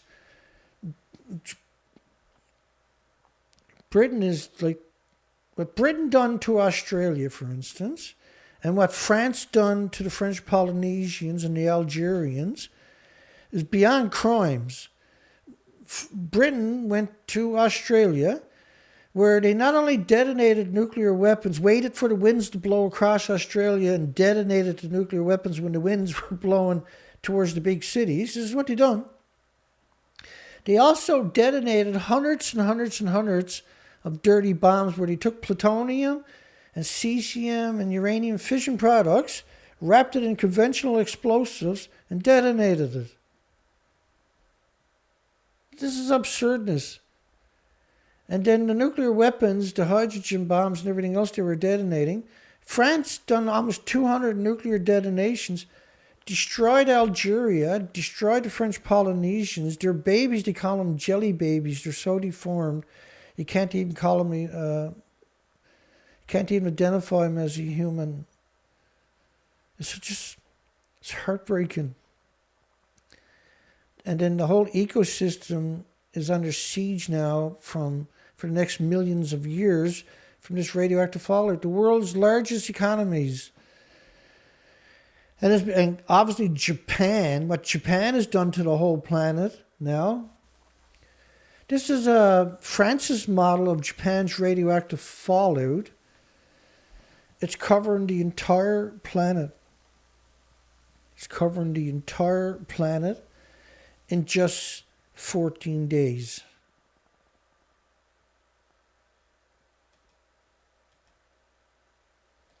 So in 14 days, the plume covers, and let me explain that to you, because that's forever. These are forever plumes. And this is why you see the death of the insects. So this is the Pacific Ocean, the entire Pacific Ocean, the entire Atlantic Ocean. I'm currently right here, but we done research expeditions from Vancouver, British Columbia to Alaska for 6 years, 4 to 5 months a year. The species were wiped out. I showed you that at the beginning. And now we're on the East Coast doing research expeditions in the Atlantic, and we got the same thing going on. In fact, this is the end of because the species, we're running out of species now. Over 7,000 gray whales dead in the last couple of years, all of them emaciated. That's absurd numbers, by the way. And then you only find 10%, right? So multiply it by 10. You got a mortality event for humpback whales, a mortality event also for mink whales, and there should be one out there for beaked whales. I didn't find it, but it's out there. You know it is. Because they estimated over 1,000 died 2 years ago in United Kingdom waters at the one time. And they were different stages of decomposition. Right? They were emaciated. The ones that did wash up alive were emaciated, all of them. And they died. There's so many dying, some of them are getting hit by ships. And so they're trying to blame all the die-offs in just the last 2 years or so. The majority of it, they're trying to find a way to blame it on tin cans, pop bottles, cardboard, basically, and ships. They're all dying from emaciation, traveling thousands of kilometers. They go from 13, 14 inches of blubber down to 2 inches. And their bodies are now more susceptible to pathogens and viruses that were normally harmless and innocuous and benign, because they don't have any immune system tolerance for anything anymore. So stuff that could normally never hurt you, me, or creatures is now a threat. So naturally, anti-nuclear activists are alarmed by the growing of nuclear. He says, it's becoming increasingly clear to liberals and conservatives, so he's gone totally political, like that only nuclear can achieve global prosperity and environmental sustainability. So how is covering the whole planet in brutal radioactive fallout environmentally sustainable? You disgusting, despicable, deceptive weasel. You weasel, Schellenberg. You weasel, you. Naturally, anti-nuclear activists are alarmed by the nuclear industry getting a toehold back on our planet. No, this is all propaganda. No, nuclear is rejected. Is nuclear power our best bet against climate change? They went out of his way to smear me as promoting climate denial, for promoting our largest source of zero carbon emission. By the way, all nuclear power plants need 2 external power supplies. All of them. And there's usually coal, oil, or gas, obviously. By the way, coal, oil, gas emissions don't cover the planet and pulse energy every second at the speed, almost at the speed of light. All right? Okay?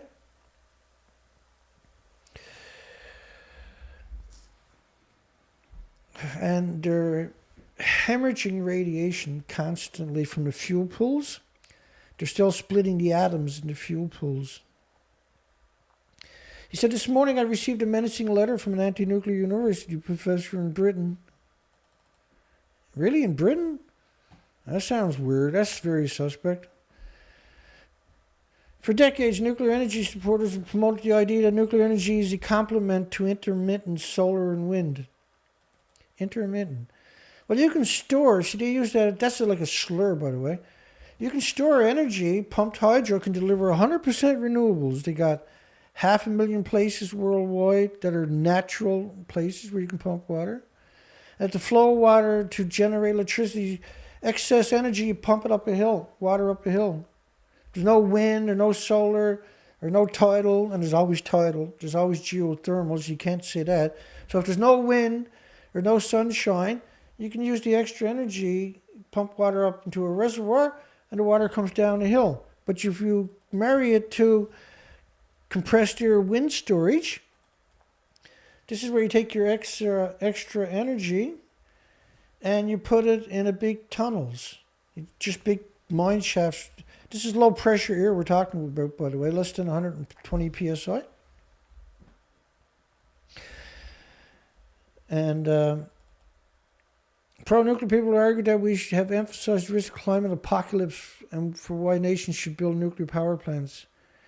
And nuclear boosters have argued that when educating policymakers, these are part of the death cult, the policymakers, the journalists. We should emphasize the deficiency of existing nuclear plants and promote next generation technologies. Intermittent solar and wind, climate change, like climate alarmist is dishonest. So, and alienates many people to support nuclear energy, which is what he was already doing, right? Being a climate alarmist or earlier, which is fine though, but it's caused by nuclear itself, see? It's misleading at best, self-destructive at worst to hype nuclear technology that only exists on paper. So he's alluding to the small modular reactors that don't even exist. But they're out there in the media, we've covered them many times. They can be built in factories. You can put it on a truck and drive it there. You can put them together and have a big nuclear power plant. But they're small modular reactors, by the way. The cheapest is over $3 billion. You need 12 of them to get the same gigawatts as a big one. So you're talking infinitely more expensive than a typical full nuclear power plant would be. It's a 100% Ponzi scheme, every facet of it. But this is a Freudian thing that he's doing here. He said, I argued to friends and colleagues. First off, I find it very difficult to believe you actually got friends. You are not the person that trusts people, I can guarantee it. And build an honest pro-nuclear movement worldwide around the truth. Anti-nuclear people have been lying about the technology for decades. And for pro-nuclear people to have any credibility, we must tell the truth, the whole truth, nothing but the truth about nuclear power. Okay, well, let's start with this one. There's 865,000 extra cancers in Japan by 2012 compared to any other year. Repeat that now after me, there, Schellenberger. You must build our movement on the basis of truth and push back against those who exaggerated climate change. I showed you the extinction event, an actual extinction event. It's not exaggerating, and it's caused by nuclear. More nuclear is not a solution. Is it like we ran into this creature? It can't be human. Schellenberg. Nuclear is a blessing, not a curse. He said we need to address climate change. Now he's using climate change again, right? And protect the environment with nuclear. Who sucks up to the renewable energy industry like battered wives? Man, you are so disconnected to use that. You sack of shit, you despicable creep, you gutless, spineless, soulless, subhuman species, you like battered wives. My God, man. It shows you how disconnected the nuclear industry actually is, yeah? More than anything else, my colleagues at Environmental Progress and I argued we must humanize nuclear. How? By being like Marie Curie, who lost both of her hands, couldn't even wipe her own butt for the radium, which went on to murder people now for almost 100 years. She was the first woman to win a Nobel Prize and the first person and only woman to win 2 Nobel Prizes. Yeah, and she don't have a hand left, right? She lost both of her hands to radiation. And then that radiation was used to murder people for years and years and years, like battered wives. Marie Curie was the first atomic humanist. Leave it to Schellenberg to come up with bizarre connotations of cuckoo-ness. Atomic humanist. When World War I broke out, she went to the French government with a plan. She would create and oversee 200 mobile medical units. Get a load of this, eh? I don't know if it's true or not, but which would become known as the Petites Curies, to use x-rays to diagnose injuries. This would have murdered the x-rays they were using back in those days. The proton beams. My God, man. That was a lethal dose, and radium to sterilize infected tissues. Now, I don't know if you've seen pictures of World War One's or World War Two, even what the artillery would do to the people that it landed on.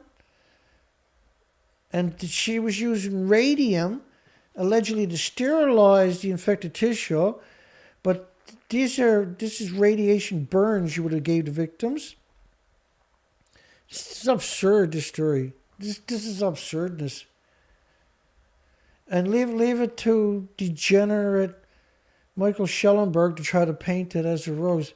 Not everybody agreed. Environmental progress and he is environmental progress, by the way, paid a heavy price for telling the truth about nuclear.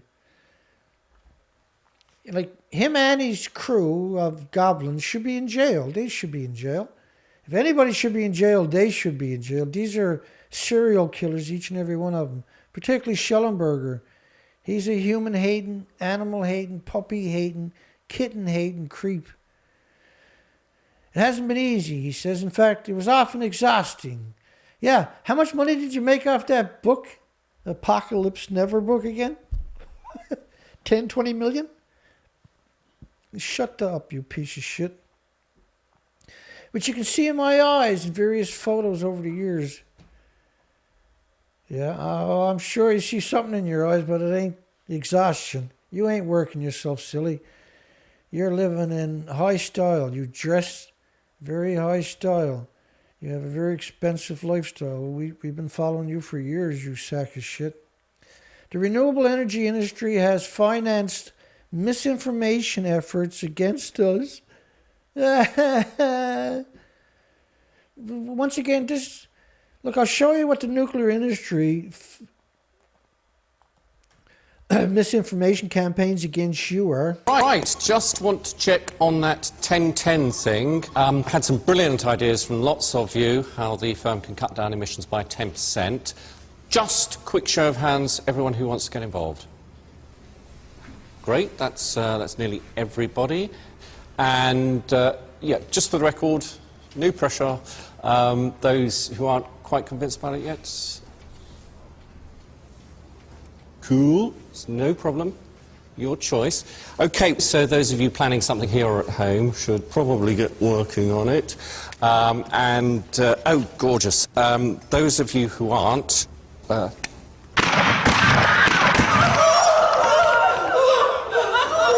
excellent. Have a great weekend, everyone. So, they advocate blowing you up. They advocate killing you and murdering you. Schellenberger, there you go. He said, we've been censored by Facebook. Really? Did you see the censorship on my site? It's absurd, man. But through it all, EP, Environmental Progress, which is his company, kept up our work and directly supporting and championing the work of the pro-nuclear advocates, aka lobbyists, around the world, giving TED Talks, popular TED Talks, and writing a best-selling book, Apocalypse Never, which has been translated into 15 languages. Yeah, he's suffering, all right. It's a 100% propaganda book, eh? And a bestseller. Now our work is having impacts that we could never imagine. Where 5 years ago it was just Environmental Progress, which is his company, building the pro-nuclear movement. And today we're a dozen organizations around the world. Environmental Progress has started a grant-making program to support them financially. One of their grants was to a pro-nuclear activist in Germany, a nation that many pro-nuclear people felt we should abandon. My God, Schellenberger, this is desperation you're writing there. Here's one of the guys he promoted from Taiwan. So this guy, this subhuman creep, Chang,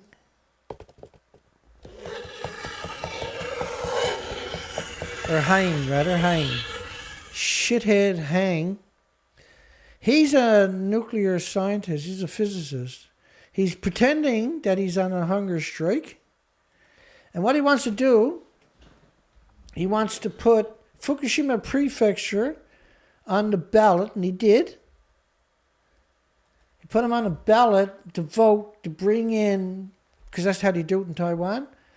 But the government didn't want it on the ballot, didn't want nothing to do with it, because it's banned. He and Michael Schellenberg caused such a big uproar down there, they got on the ballot to vote to bring in food from a nuclear wasteland imported into Japan or Taiwan with no labels telling you where it came from. That's murder. That's genocide. Schellenberg is a genocidal.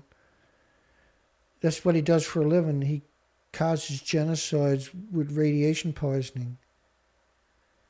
It's unbelievable, eh? It's unbelievable. She wins a Nobel Prize, but she can't sign the check because she got no hands. Yeah, and that's... I gotta remember that one for next time.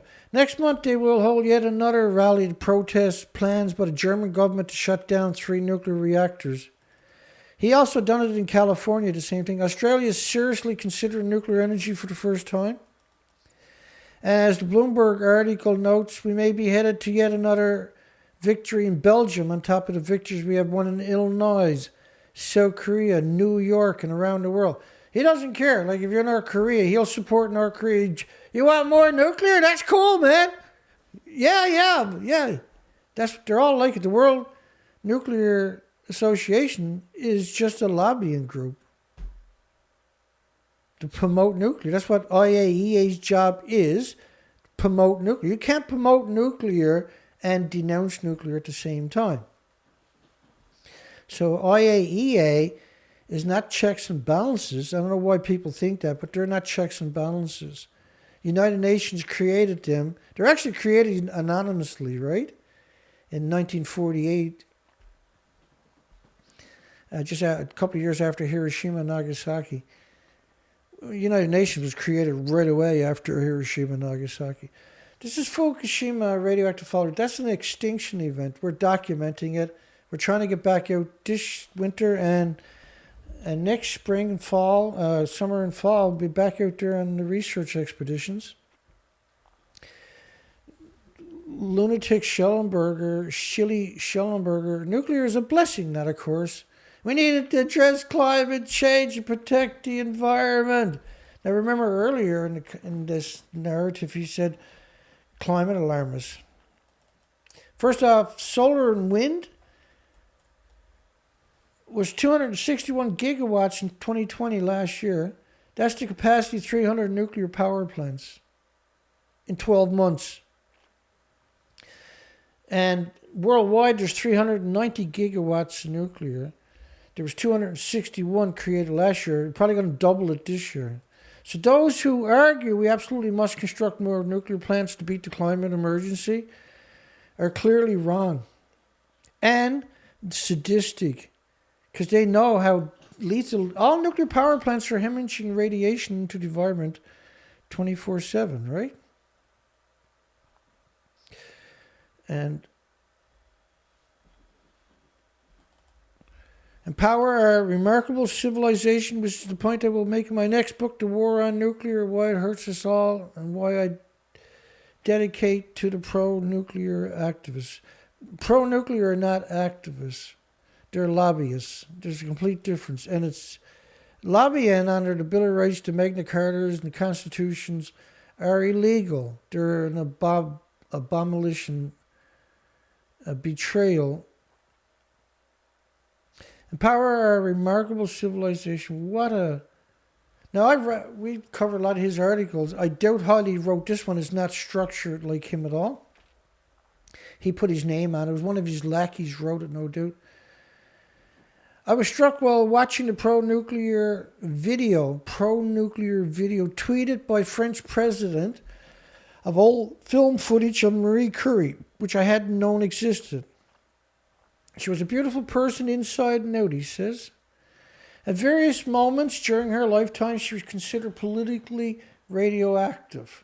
politically radioactive, and indeed sacrificed her health pursuing her dream. You think she would have kept working if she had known she was going to lose both of her hands? And her radiation created endless orphanages of abandoned children in Ukraine and Belarus, by the way. She sacrificed her health pursuing her dreams. What about their dreams? The children of Chernobyl, for instance. Schellenberg, by the way, Environmental Progress has never donated a single TV from their millions of dollars they made from their books to those victims who don't even have a TV. But a more truthful way to describe Curry, today's pro-nuclear movement, and the truth upon which it rests is radiant. I like to see Michael Schellenberg go down and tell the children there, those victims right there, how wonderful nuclear is. Those abandoned children. Go ahead, Schellenberg, go down there and tell them how lucky they are that Marie Curie created this disaster to the ecosystem. That's the video he's talking about. Schellenberg is a Time magazine two-face hero of the environment and the president of his own company, his lobbying group known as Environmental Progress. Environmental Progress as a nuclear lobby. Because nuclear is the worst thing that can happen to the environment, see? It is shocking, yeah? Resulting, if the reactors collapse, the resulting destruction will take half a planet with it. And you know why they're saying that? Because of the radioactive fallout plume, which happened, by the way, covers the whole planet in radiation, takes half the planet with it. And it collapses, as I showed you earlier, unequivocally.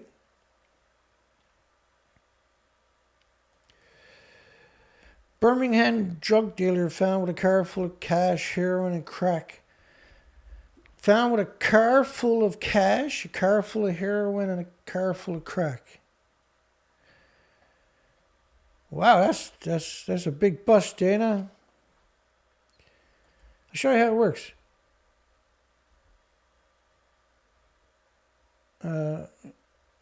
He was found in possession of 1,000 euros in cash and 8 wraps of heroin, 8 little nickel bags of heroin, and a wrap of crack cocaine.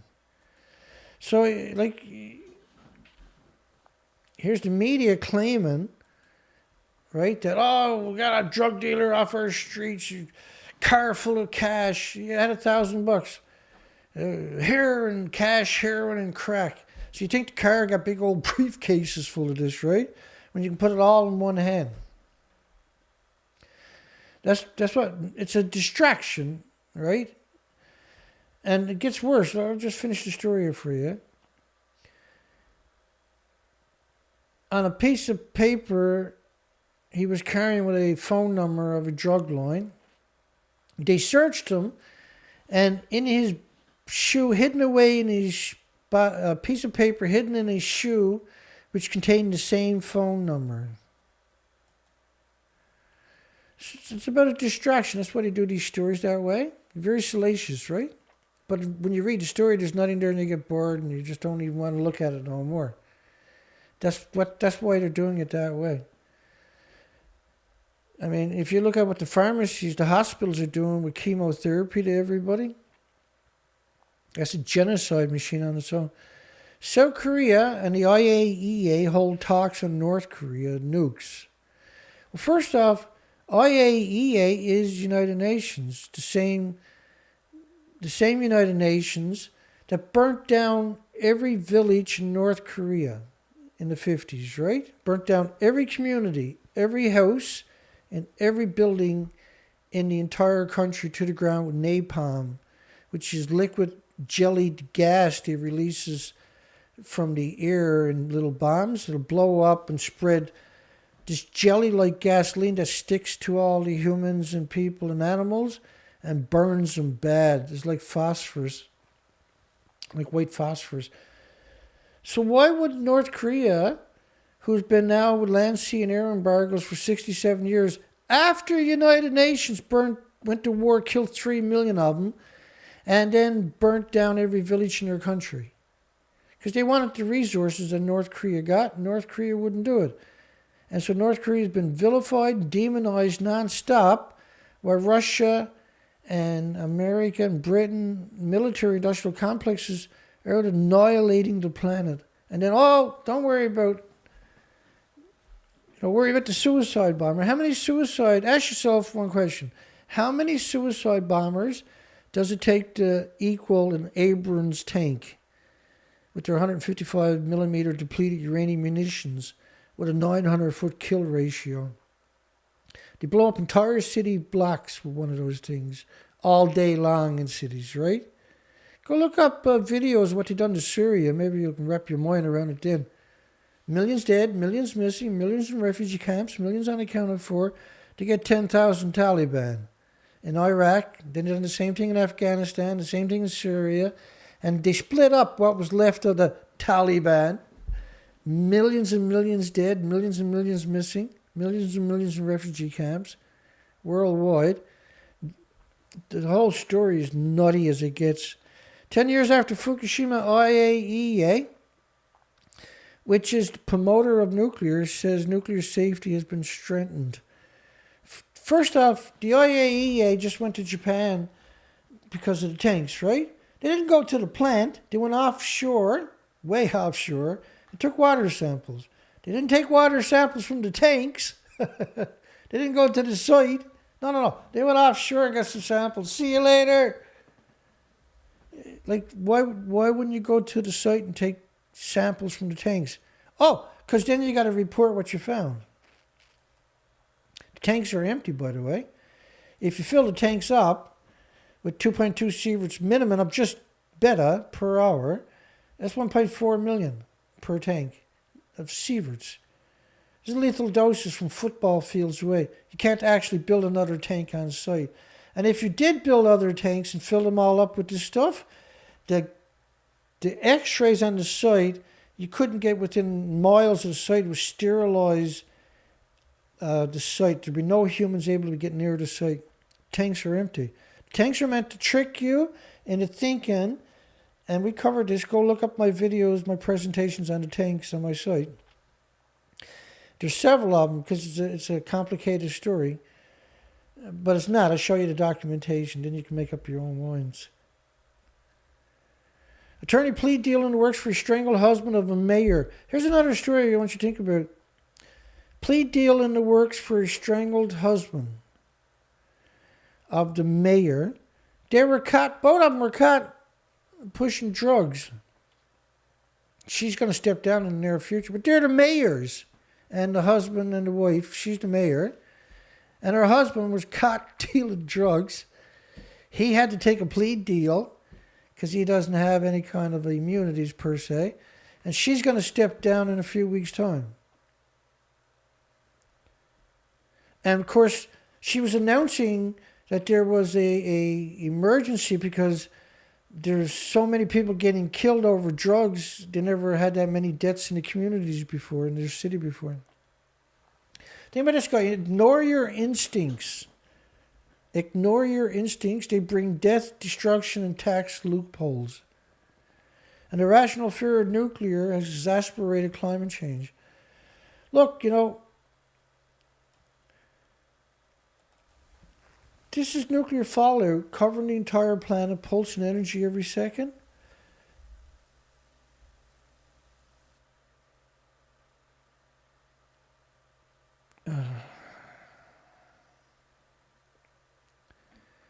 So we got a poll tonight with 46 votes. Should they stop growing food near nuclear power plants? Yes or no? Because the radiation lands in the food and poisons everybody. So I'll give you a demonstration of that, what I mean by that. Should they stop growing food around nuclear power plants? Look at all the farms. Here's another nuclear power plant. Look at all the farms. Almost every single one of them, except for a few of them, are surrounded by farms. So why would you do that? Because all of them are hemorrhaging radiation all the time. And that's because the fuel pools, decades of reactor cores are still splitting the atom. This is why they keep them in pools. But even when you take them out of the pool and they're no longer volatile where they're going to catch fire immediately and go into a China syndrome, they're still splitting the atoms for millions of years, creating these endless snowstorms. So they surround them with farms, so the farms consume a lot of the radiation, and that's shipped out, right? And then the result is whoever eats it is going to get, there's up to 1,800 illnesses and diseases and autoimmune deficiencies and injuries. There's heart problems, liver problems, lung, respiratory, pituitary, thyroid, adrenaline. There's Alzheimer's, dementia, and autism, diabetes, and Down syndrome, schizophrenia. There's 1,800 illnesses will show up before cancer. Cancer is latent. So should they stop growing food around a nuclear power plant?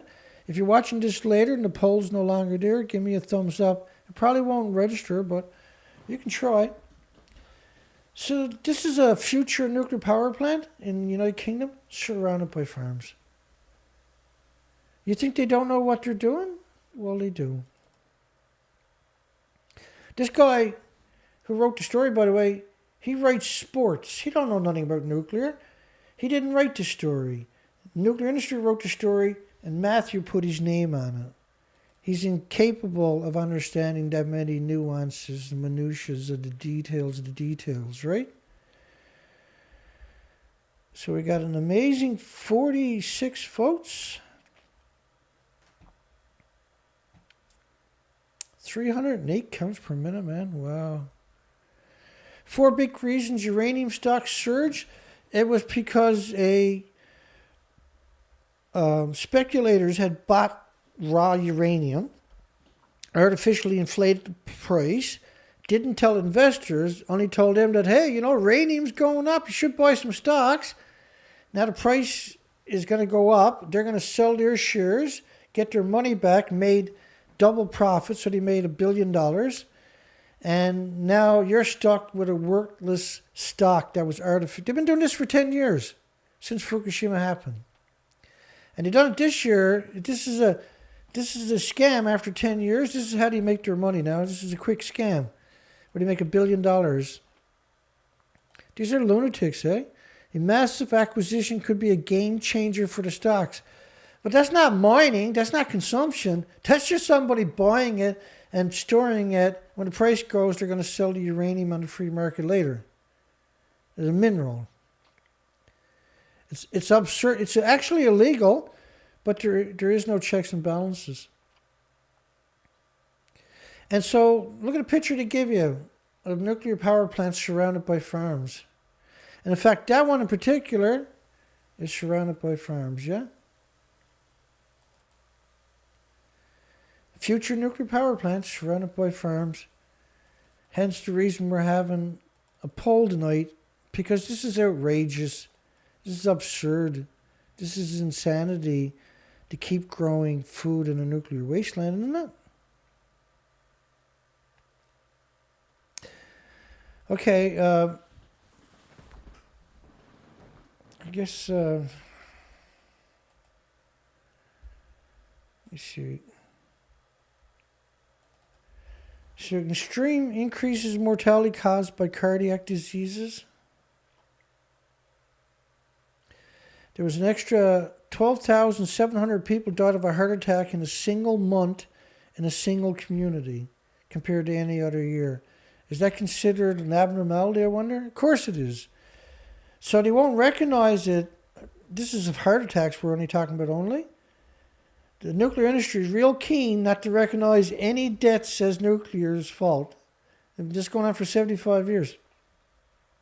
So if you go to Wikipedia, I mean, there's an extra 865,000 cancers in just 1 year in Japan. No, it's got nothing to do with nuclear. What else could it be? Don't know, but it ain't nuclear. Right, so when you look at it that way, just remind everybody, we're just a couple of $100 away from our goal tonight. If you're watching the video, this is it here, an extra 800, I stopped it, If you scroll all the way down in the description, you'll see 2 links that you can donate. Both of them are directly to me. That's my PayPal. And the nuclear proctologist, that's my site. So if you go to my site, give it a second to load up. You can see it's still loading up there. Just scroll down, you'll see the donate button. And you can click on the donate button. You can donate with your credit cards. Or you can donate at PayPal. And don't click on request, because that's asking for money. Click on send. And you can donate, right? That's a direct, both of them are directly to me to donate. Hi, everybody. And I'm just going to check and see. So we need to raise another $200 to $300. We can go pick up the bike tomorrow. And I mean, we're up to 2,800 tonight. I'm just going to check and see if we raise the extra 200. Say 200, I should be, well, 300 by rights, because I got to bring the trailer there. That's going to cost $50, $60 worth of fuel, I suppose. Okay, so the total tonight is 2,800. 2,800, and I'll remind everybody what we're trying to get. 452. So we're trying to get a set of tracks for this quad here, this one here, because it's winter now, right? And we want to keep going, or we can raise it and get a skidoo, but we don't know if we're going to get enough snow for a skidoo. And then it looks like we're going to get that soon. If nobody else buys it, we can get that for, I'm thinking, because I was there yesterday, I'm guessing around 3,000. And so we got 2,800 raised towards getting that, and we need to raise 3,400 to get the tracks for the quad. And like, all I can say is that I'm humbled and I'm thrilled that we made it this far. And so it looks like we're going to be getting the bike really soon, because we got 2,800 of, say, 3,100 that we needed. Need another 300. And it's Thursday night. I'm taking tomorrow and Saturday and Sunday off. I'll be in the woods doing some research if the weather's permitting. And I'm just trying to get my brain to come to a stop for a few days, because we've been at this for a decade and we had never taken any time off. We've been hammering these presentations out. We've been on the research expeditions. I beat the guts out of myself and getting arrested and smeared by the media. Been a real big party so far. All on my, everybody taking a big crap on Dana so far. But we got the evidence that shows Fukushima is an extinction event. Not maybe, not almost, not in the near future, but it's an ongoing now. As I showed you through this whole fundraiser tonight. And so we raise another 300, we'll get the bike. And that, we don't know if somebody else is going to buy that one. But the track's brand new, because the bike is 20 years old, right? It's in good shape, though, and they've done a lot of work on it. And then over the winter, we'll get a new set of knobby tires for it and get them installed, because that's all it needs. It was ran really good yesterday, I must admit. And then the tracks, they're 3,400. That's incredibly old now. The prices came down to nothing, right? And there's a bit of a back order. You got to wait a couple of weeks before they show up. So we're concentrated on getting another 300. We'll pick up, this is for off-road only. This is for the expeditions, to take mileage off the quad, because we put a lot of mileage on this quad. And the quad should be left towing the trailer, right? For the camping. This for the summertime for the expeditions. But the bike will be used for scouting. I'll probably take all of it, set up shop with the truck and the trailer and equipment, and go out each day in different directions, rather than the grueling, brutal. Because last year we were 450 kilometers away from home in the woods, and they pulled my YouTube channel with no warning, no emails, no strikes. They shut down my research expedition and left me stranded. If it wasn't for Anonymous 3 kicking in, we would have been in terrible shape. Never would have made it, probably. It's been a tough year, a really difficult year. And we had to conquer, we had to get a lot of equipment. We had to rebuild the whole operation. We had to get out there and get the job done. And so the boat is still iffy, whether the boat's going to work next spring. The motor, we need a new motor. That motor's been to Alaska 6 times. Some years multiple times up the coastline, right? It's a lot of hours, a lot of wear and tear. I rebuilt the leg in the boat. A couple of years ago for $1,800. And the engine runs good. It's just something stupid. We'll figure it out this spring, hopefully. But the problem is, it should be just going to a mechanic and getting fixed, right? We can't afford it. So that's why we're going to buy a second-hand bike. Not a dirt bike, but a dual purpose, because that can take 200,000 kilometers, but a dirt bike can take maybe 20,000. I'm looking down the road. How do we survive and keep the research going, right? That's what all I'm thinking about. And we need to get out there. And we get a Skidoo, old second-hand Skidoo. But see, for $3,000, the Skidoo is going to be 20 years old. And you're out in the woods where it's minus. That's not very safe. Whereas the quad is a 2017. If we put tracks on that, I only crawl along at 2 and 3, 4 miles per hour. So doing that won't be so bad. I'm just letting everybody know where we stand, what we're trying to accomplish. I showed you earlier in the video what we already accomplished. We just built the gimbal and equipment. So we got a highball operation going on there. That's amazing. There's going to be amazing footage coming out of that for the next couple of years. And it takes some beautiful picture, the gimbal, amazing pictures. And a couple of days ago, I figured out how to get it on burst. I'm working on the aperture. The aperture's everything's controlled through the gimbal, by the way. The gimbal controls the zooming and the focus, and the apertures is all with the roll of your finger. And push the button, you can do your pictures, and the other buttons for the video. And I got it set to 60 frames a second, so the footage is just amazing. And we'll get that up at some point in the near future for everybody. I'll come and say goodnight to everybody. And remind everybody we need to raise 300 more over the weekend. And I'll pick up that bike and we'll have it on Monday's show if we're lucky enough to raise another 300.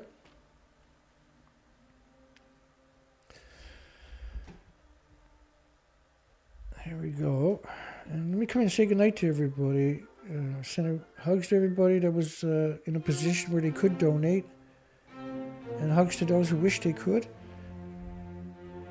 Yeah, the Geiger counter's gone crazy this last couple of months, eh? Andrew B, which is CFINSTR. Hi, Andrew. Radioactive Banana. Do I think polio is from nuclear reds? Yeah, everything's possible, most likely. Right, they call it polio to disguise it. That's the legacy of the nuclear industry. I don't know if that's true or not. I'll look into it. But it certainly could be. Mindy, Patriot Angel. Hi, Mindy. James Lusa, hugs my friend. Thank you again. Awesome. AA. Invisible Rabbit. Good night, everybody. Katja. I can't pronounce your last name. I always try, but I'm afraid to say it out loud. Mutant Botanical Garden. Good night, everybody. God bless everybody. Hugs for everybody. Hope you have a great weekend. Jaffa. Just blame it on the moon. There you go. Colette S. Hi, Colette. Hope you're doing well, honey. Dana Nasana. Hi, Dana. Thank you again. Mark Filkins.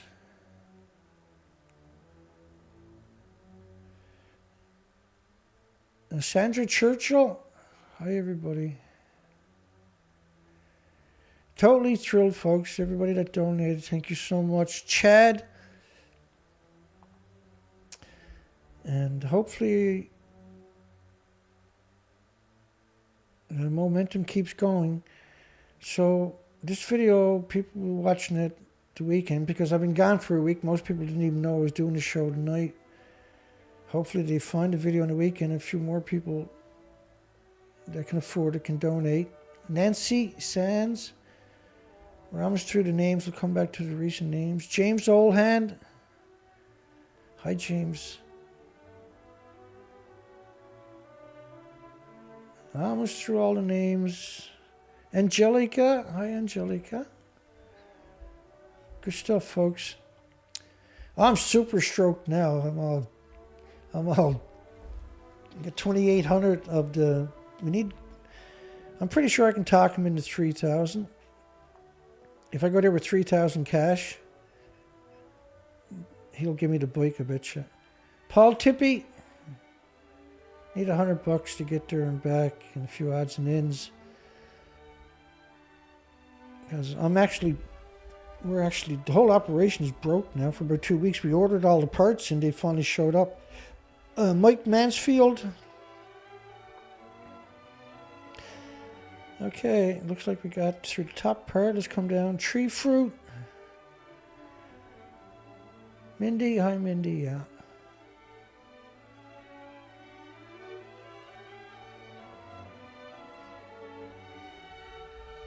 Yeah, and, once again, extra shout out to the donors tonight. I think I can say that from everybody. Everybody, I'm sure, is just as happy as I am. Because it is a big team, right? We are a team that is doing this. This is Jeffrey Brown. We are a team. We've been at this a long time. There's a small group of us, and somehow or another, we always make it happen. I think my Geiger counter gave up the ghost. The battery, because it's ran on battery. But once again, links are at the bottom of the description if you're watching this later on and you're not familiar and you want to donate. You can donate with credit cards directly at my site. The links are at the very bottom of the description, or you can go to PayPal. The link is directly to my PayPal account below. God bless everybody. Hugs for everybody. We'll see everybody on Monday. Not Sunday, but Monday. I'll be in the woods for the next couple of days. It's nasty cold out there. If we don't do it now, it'll be miserable soon. We won't be able to do it. So we got to keep trying, keep looking. Great. What an amazing night this was. Holy cow. Have a great night and a wonderful weekend. Give yourselves a pat on the back. We'll try again Monday to raise the rest of it. We'll see if anything comes in on the weekend. We need to raise 300 and then start raising money for the tracks. Have a great night. We'll see everybody on Monday. Take care, folks.